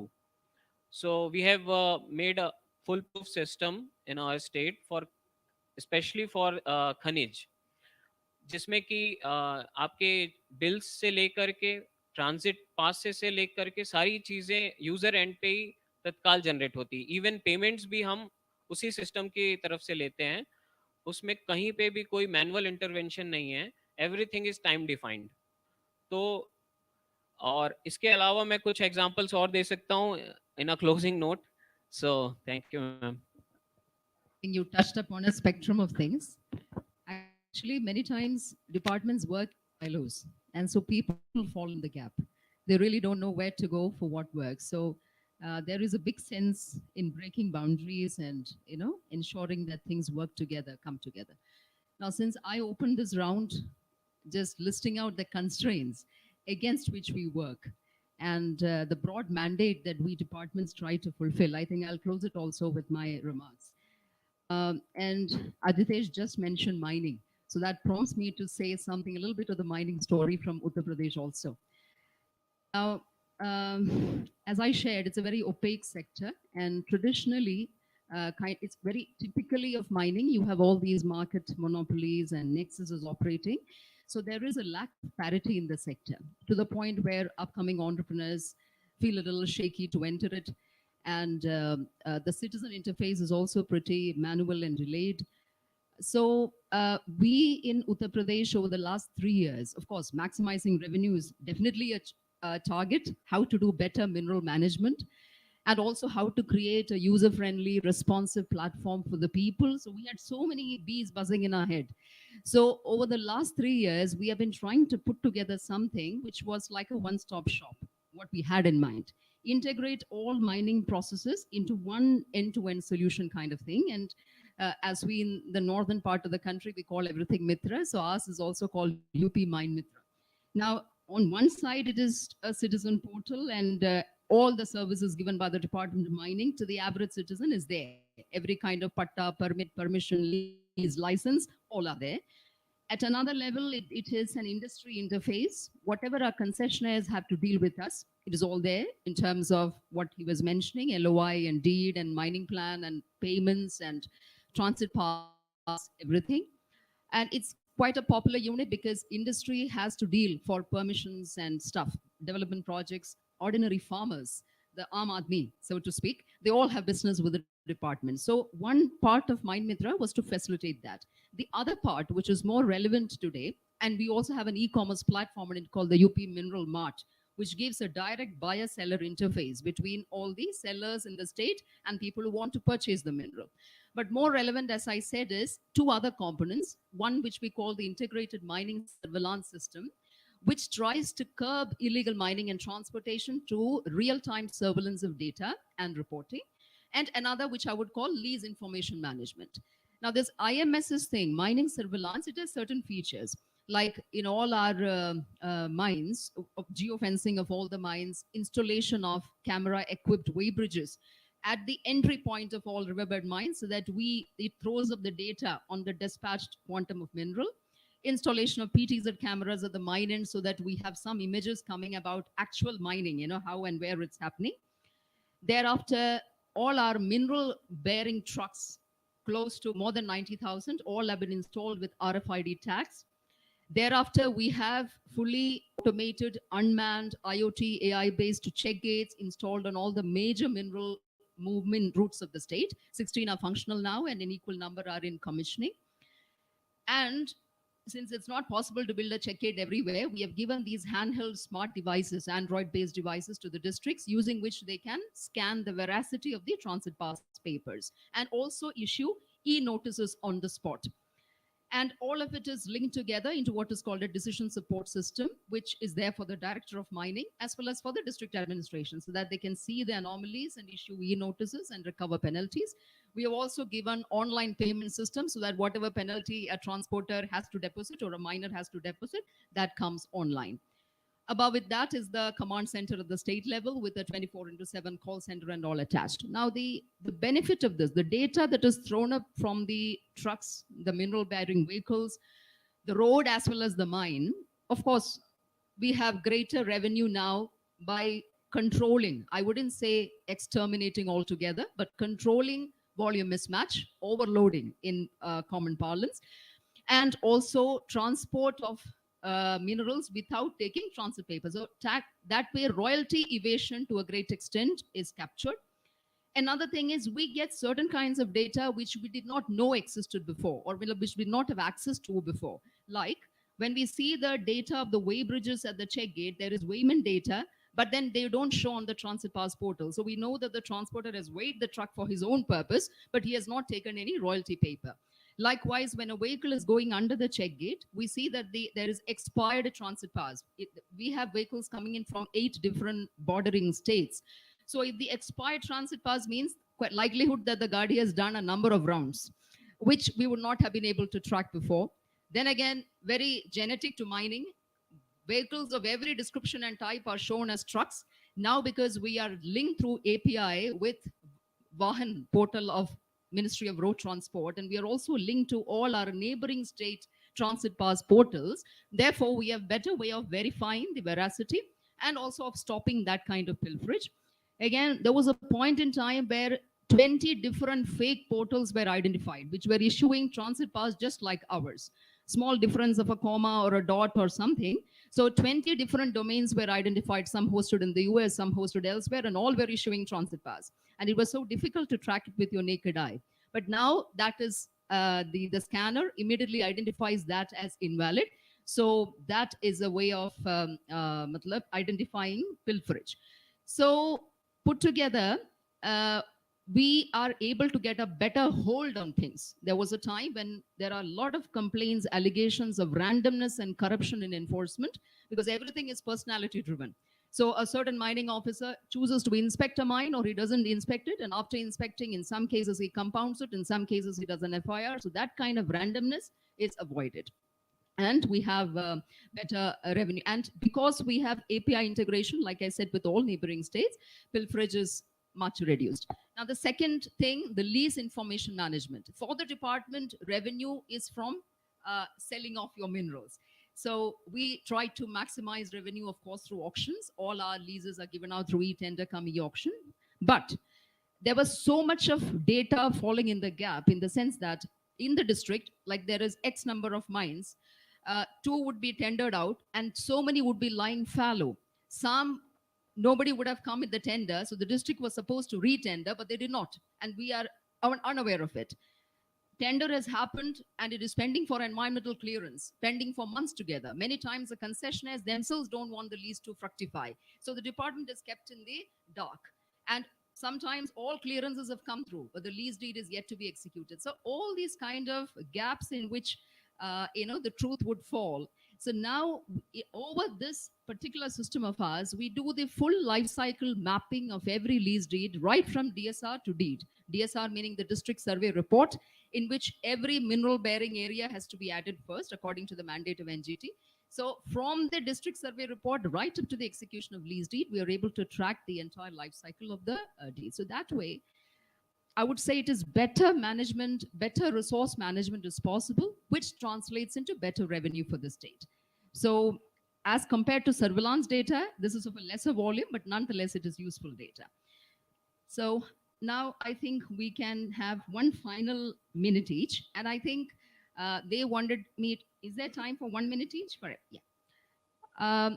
Of course, they wanted me to ask a certain set of questions, but I think more relevant would be to say, what is the, because we are mostly from government, so it might benefit the audience to know what are the constraints that the department worked against and what was your implementation strategy? Not in terms of exactly what tools you used, but how did you get the model successful? Because always when you try to do something, like I said in the beginning, there's an inertia of habit. There is a lot of technology resistance to anything new. So how does one do it? So if I just like in this particular thing of ours, like although I presented it as one integrated solution, actually it has a very decentralized architecture. We have several independent modules working in sync. And we kept a project management method, which is totally agile, like constant discussions with stakeholders, constant collaboration. There was never a moment when we could say that this is it, we have done it. No, it still hasn't come even today. So constantly trying to update, continuously improve, and many times we come up with brilliant ideas, and then we find that the sector has come up with the antidote to it. In hardly a week, you find your system has collapsed because they race ahead, So we have to outwit, or sometimes they outwit us. So it's constantly a matter of improvement. So I think that kind of stakeholder discussion, continuous improvement, and like we said, integrating with other departments so as to break the silos. So how did you actually do it? What are the learning points in which, how you used the data to bring in revenue?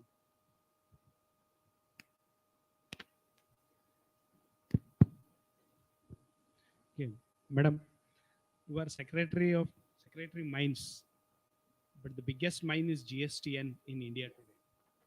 At the end of the 3 years of operations, it is having taxpayer demographics like 13 million demographics, invoices of 9 billion, and 1.42 billion e-way bills, 150 million tax payments, and the tax returns filed are at 530 million. It was at the end of the 3 years of operations. for adopting technology, we have to give intensive training to the stakeholders and to the officers. We started it in Karnataka, we started it with the adoption of VAT in 2005. So our officers were used to uh, the back-end processes, the processing of online applications. And in the GSTN, we continued the same. In addition to the training to the officers, we gave training to the stakeholders. In fact, we conducted outreach programs in each taluka of the state to make people, make the traders aware of the technology in the GSTN. Even today, we are giving training to the GST practitioners. You all know chartered accountants, they give consultancy and they give return filing and all the return processing service to the taxpayers. But in addition to that, there are quite a few persons who provide these services to the taxpayers. They are called accountants, they are called tax practitioners, even some advocates also they do. And in Karnataka, we are giving training to these tax practitioners at a nominal rate of 1,000 rupees. Government is funding their training at Fiscal Policy Institute, Bangalore. We are giving them 4 days training in batches. And we are using the reports for plugging the revenue. As I said, the government is the biggest spender. It pays the amount to the contractors. And as a TDS authority, the government departments file GSTR 7 to the GSTN. And we have that data, that how many dealers have got the payments and who have not declared it. So quite naturally, we get resistance from the dealers that saying your own government departments, they declare the turnover to you in this month, but we receive actual payments during the next month. So under such cases, we have given instructions to our officers to go through the compliance filed by those dealers. Don't take any coercive action immediately after issuing the notices. In Karnataka, we were having only audit wing officers as adjudicating authority.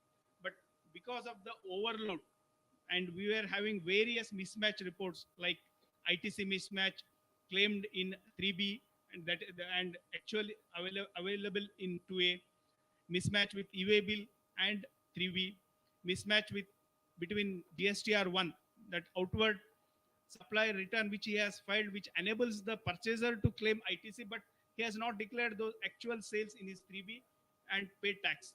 So for that reason, we have recently in the December 2021, we have empowered our frontline officers also adjudication power under section 73 and 74.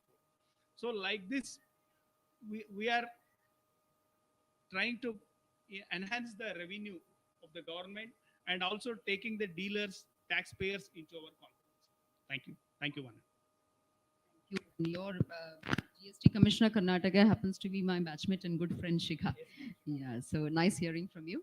Binu, same question with the slight twist that did you face any resistance, of course, to the systems you adopted? And more importantly, the literate and ever questioning public of Trivandrum, how did you get them on board? You know, how did you get them take their confidence and participation? Thank you. From urban local body side, our major focus is on business is on government to citizens. Of course, 90%, more than 90% is service. See, we have more than 20 plus software. Some of them are within the organization, maybe accounts, audit, and this establishment. The rest are to the public, especially on licensing or NOC or permits or tax remittance. Now all permits, all license are online. This make a mandatory, not physical transaction at all.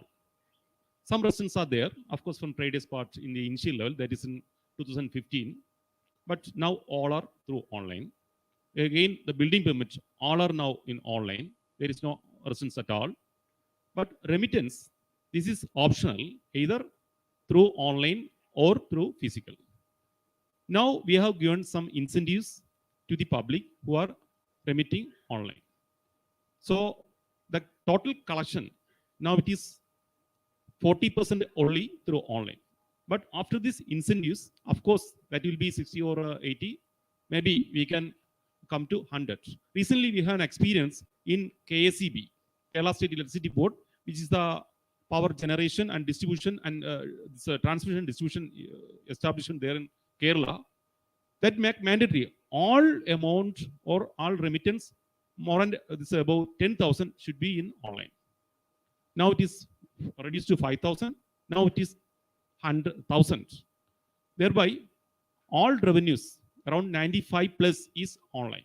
Thereby, they can monitor where is the dues and what is the remittance per day in each stations. So this kind of system is there. In Kerala, especially in Trivandrum, there is no resistance at all, but there is slight resistance from our own staff. That is in 2010, when we computed all the sections and make all the transaction through the online system. Now it is going very well. Maybe within a couple of years, we can make all transaction, 100% transaction through this online or by e-governance. Thank you. Kranti, you already explained what you were doing. So can you say what's your future roadmap? What else have you planned? Because IT is something that concerns all of us. Yes, ma'am. Ma'am, before sharing that, we just like to point out certain constraint that we also face. See, India is actually the first country in the world to implement this AI and ML based assessment system. So this is a new challenge to income tax department, and this is implemented just 2 years back. So a lot of difficulties we are facing in daily working with the system. And we were working on ITBA, income tax business application, and now shifted to Project Insight. As I said, we are using Insight portal. So a lot of difficulties in day-to-day administration or day-to-day functioning of the department as well. Ma'am, as you suggested, income tax department has this role of basically widening the tax base. Our first difficulty is uh, only 44 crore citizens have PAN. So a lot of non-PAN data is available with us. How to work on this data, how to, most of them are not falling in the tax bracket, so they are not eligible to file returns as well. So how to collect this data and what work is to be done on that, that is the first major hurdle that we face. In deepening of tax base, which is the second functioning of the income tax department, the income tax law itself is very complicated and which results in a lot of litigations. A common person, as income tax administrators, we have to go back to the income tax act every time to understand what the provision says. So a layman faces a lot of difficulties in filing his own returns. So department has tried to make this process simpler, and because of e-filing, to certain extent we have been able to achieve this. New statement which has been introduced is the annual information statement, which is also the vision of the department to, so as to reduce the errors which are there in the time of filing the return itself. For corporates, I would say it is a little difficult because there are a lot of provisions which you have to deal with while filing returns, because you have to audit your accounts and everything. But as an individual, I would request all of you to in fact file your own returns. It is very simple now. If you go to e-filing, most of your data is already auto-populated from your last previous returns. And as salaried employees, you would find it very easy because your address and all details are there. Your salary itself gets populated because your TDS has been deducted. If you have certain interest income from the banks, that is as well there. And certain transactions which were there part of the earlier year and reflected in your 26 years or the annual information statement is easily there. So filing of return itself has been made very simpler by the income tax department. And on top of it, I would say it's more appreciable that the returns are also being processed in record time. It's my personal experience that my husband's return was processed on this very same day and refund was determined. So that's surprising for me as well. So CPC, the Central Processing Cell Bangalore, which is processing all our returns, is taking into trying to make the filing simpler. The third point is, ma'am, the everybody present here, I would like to share with you is the data that we collect. As we said, this data is to be collected, worked on, identified, which is the according to the risk parameters, and then given to the field formations to work on the data. What is happening? A lot of data is incorrect or not properly communicated to us, which results in a lot of misinformation, and a lot of work burden is increased on the department as well as the assessors whose information it is. So AIS will help on this part as well. So in if your information statement it says that you have an interest income of certain amount, you can very well deny at that step itself at the time of filing of return, which would help us in not taking ahead the remaining of the procedure. So because otherwise it will result in some tax addition and a tax demand and a penalty. So that can be stopped. Although we have turned into faceless in majority of the spheres of work, but the investigation wing, which deals with the search, survey and search procedure, the raids that we call in layman languages, and our transfer pricing and international taxation wing is not faceless yet, because the information that we get from the foreign jurisdictions is in fact sharing of information in within the country itself is a little not very easy. So getting information from the foreign jurisdiction is more so difficult. So there we are feeling many challenges. And as ma'am rightly said, that you have to be one step ahead of the taxpayers, because they are coming out with different methods, not to evade tax, but to avoid tax, which is legally acceptable. You can avoid tax. There you have to every time make an amendment in the tax procedure to stop them from misusing the provision. Recently, we have implemented TDS on crypto as well, so virtual digital assets. So we are trying to, department has ma'am trying to keep up with the new kind of transactions which are happening, not physically, they are all there on the internet. We have also implemented TDS on the influencers who are there now. So if they are receiving any freebies, so new things are coming up, and department is trying to catch hold of such transactions where either there is no provision or there needs an amendment in the provision to be made. And all these factors, the department, as I said, wants that the voluntary compliance should increase as much as possible. So we are making an effort to conduct as many outreach programs with the assessees as well as their authorized representatives, so that the provisions are explained in a simpler way, they understand it, and they file as per the provisions of the act. We are also conducting train the trainers program, so that we also at first understand what is expected out of the taxpayers as well. So the ultimate I think the vision of the department is to be a service where we are actually providing services to the taxpayer, and reduce the difficulties that the taxpayers are facing in filing their returns, as well as to avoid the litigation that is taking place. Thank you so much. Thank you. Kranti did try to motivate us to file returns on our own, to do it ourselves. But then I can vouch for it that such things don't come easy. I was heading the Land and Registration Department of UP Pele. So I've seen that despite giving tailor-made systems, people still prefer to go to the advocate, to the wakil, to get their document written. So that's that. But then, yeah, we need a lot of awareness generation. We need a lot of public campaigns to build stakeholder confidence and participation. That is a crucial part of getting anything off the block. Now, maybe SAS would like to share what kind of gyan do you want to give the public sector? What kind of reforms? How do we increase transparency and efficiency in revenue management? Sure. In my previous opening statement, I said we are learning. So it's not the GAN that I would give. Instead, I'm taking a lot today from the esteemed panelists and the sessions that were conducted during the day. While one of the remark, man, and at the cost of sounding a little negative and maybe contradicting, as a technologist, I would humbly put it that technology would always be in a catch-up mode. So we can do only so much what we can think of, but the people who want to play around with the system would essentially be a step ahead.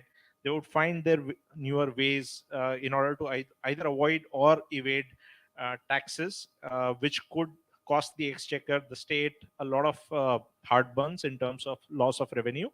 And those are the places where we as a technologist would always kind of encourage people to come up find newer ways, understand the newer ways. Data can teach us a lot. We started this discussion talking about data, and even the closing remarks should ideally be touching around that space, that we should look at various possibilities that are there, which the data itself can throw at us. How do we do that is something that we can leverage, again, technology to the extent that is possible, and keep learning about it. We also heard about the agile methodologies that were adopted, and that is the case. That there are valid reasons for agile to become so popular, that as a technology, everything has to keep on evolving. The system should learn. There is a reason why artificial intelligence and machine learning are catching up so much importance, although those are buzzwords. But why they are gaining so much of importance is primarily because everything has to learn by itself. And if the system can start learning by itself, they would essentially start to be a little proactive. Although again, I would still stand on my ground saying that technology would essentially always be in the catch up mode from the people who would want to evade the system. New policy making has to happen. The policies, again, the data can help us in defining those policies. One of the classic examples in Rajasthan I would like to highlight, we kind of went ahead to help the state in changing certain terms of their policies. They had in their excise department, they had a excise policy of having a 50-50 lifting pattern for the dealers licensors in terms of the Rajasthan made liquor and the IMFL, or no, in fact the country liquor and RML. So we suggested them to change that from a 50-50 to 70-30, because their inventories were showing so much that essentially it would have impacted in the next year for the licenses to get renewed itself, and state would have got a kind of big jolt in their pocket. So some proactive things where we were able to help out the departments in terms of the policy making itself. And all of this, when I say we, it is about data, how we help the department see the data from a different lens. How do we cut the data cross section, create some cross sections, do some scenarios, scenario analysis, and those kind of models which today are available, although it may not be very easily consumable. And that is where the beauty about the visualization applications that are there. We are going ahead on the route of making a self-service decision making softwares today. So those are the places where the world is headed. People have started utilizing those capabilities of the software. Certain examples like the passport office, while we speak about the e-filing by ourselves, I don't remember a time when we could have gotten the passport without getting an agent in between. Now today, a large portion of or section of citizens are doing it by themselves, putting the application online, scheduling the appointment for themselves, and it has become pretty much easy. I'm sure this project insight and self filing would also lead the way. I'm sure there would be challenges, but technology can always help in kind of identification of those challenges and even sorting out those challenges, so to say. So I'm kind of a big on tech per se, but at the same time, I also put my humble submission as a catch up. From the people who would want to play around with the system. While the topic is revenue generation today, I'm sure there are enough and more that we can do to optimize the revenue for various departments. We have spoken about excise, we've spoken about even mines for that matter. We are working with the government of Odisha in the mining department. Happy to share certain of those areas with you as and when we speak offline. But those are the great places of experiences that we have brought in. We are technology providers. We bring certain IPs that how the models can be built, but essentially a large part of learning also happens from the data and the department, which probably our experience of last 25 years have helped us in learning and improving our software products. There is a reason why 1,000 people are seated in Pune as part of our research and development center. So again, I'm not boasting or trying to sell SaaS, but I'm just trying to emphasize a point that technology will always keep learning from the stuff which we see in our day-to-day lives. With that probably being my closing statement. Thank you, man. Yeah, there is a good network of knowledge partners, technology partners working in association with different states. So, I mean, a lot of what we do is the credit accrues to them too, who put in the brains behind it. Now, I can't agree more when you said that technology is always in catch-up mode. Because while I claim that, our system could catch this and catch that, a simple and silly thing like a photocopy, while we have a barcode and a QR code and a watermark and everything, a photocopy can be scanned equally well. And so, and it's all dependent on the toner, which sends the printout. So there is some parts where technology just kind of you need to evolve more. So Ajitesh, I think, had something more to say in terms of your initiatives. So if you want So- anything more to add, you can quickly add, or you can take the honor of being the last speaker and tell us how much more data and what's going So, forward. looking into the eyes of the people, I think I should not speak more than 1 minute. Uh, so, as you say, ma'am, I think two, three things are important when, as a government person, I see the system. First thing is, I think we as a government, people and officer and other partners we should be open to accept any new technology. I see resistance when any new technology comes, and after 2 3 years when we accept it, already the already the antidote has been arrived. Second, I think manual intervention should be decreased. The जितना हम manual intervention कम कर पाएंगे उतना ही हम successful हो पाएंगे उस system को सही तरीके से इम्प्लीमेंट करने में. And third, as sir said, training is very important part of the any IT program. Training is very necessary for the consumer and the user as an officer also. And I thank all of them. I thank organizer for the program, and Ashish sir is here. Thank you for such nice program. Thank you. So I think with that we sum up. Every speaker here and representing different states and different sectors has tried to sum up how they try to make sense of that sea of data, how to harness it. Data coming in good velocity, in good volume, in good variety, in huge amounts. But then I think everybody would equally agree that the journey, the road traveled is still less than the road that remains to be traveled. There is never a time when we can say that we have actually arrived. It is always an evolving process. It's a journey that is still on.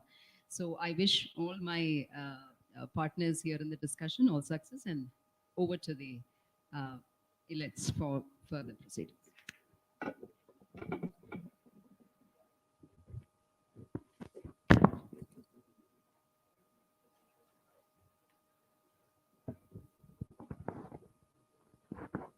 Taranam, next time you shall not declare me a chair at the last minute. Definitely. You never send me any message in the morning. Maybe I sent you the invite. It's there on the invite. Day 2 you send me. You send me day 1.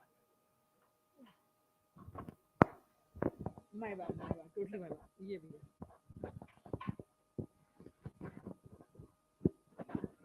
आवाज आ रही है ना? आवाज आ रही है ना? नहीं आवाज आ रही है ना? That brings us to the end of the day one. And in fact, thank you so much, all our panelists, for being here and for the wonderful session. And I would like to invite, in fact, our program chair, Dr. Ashish Kumar Srivastav, on the stage, Additional Secretary, IT, Government of Uttarakhand, to present a memento to all our panelists.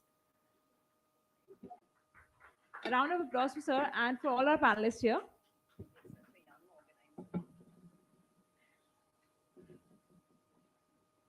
Can I have a memento for Dr. Roshan Jacob, Secretary, Department of Mines and Geology, Government of Uttar Pradesh? Thank you, ma'am, so much for your wonderful session. In fact, for wonderfully chairing the session at the last moment, in fact. One for Ms. Kranti Khobragade, Deputy Director, Income Tax, Intelligence and Criminal Investigation, Government of India.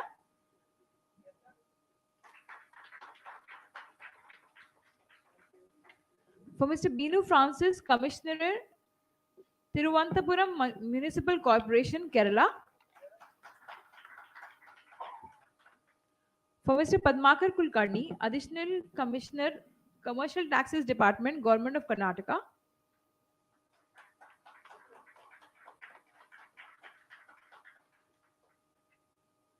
For Mr. Ajitesh Pandey, Additional Chief Executive Officer, Chhattisgarh Infotech Promotion Society, CHIPS.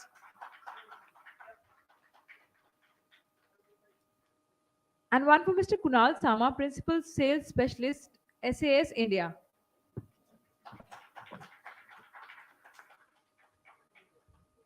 Thank you so much to all our speakers and all our panelists. And thank you so much, Ashish sir.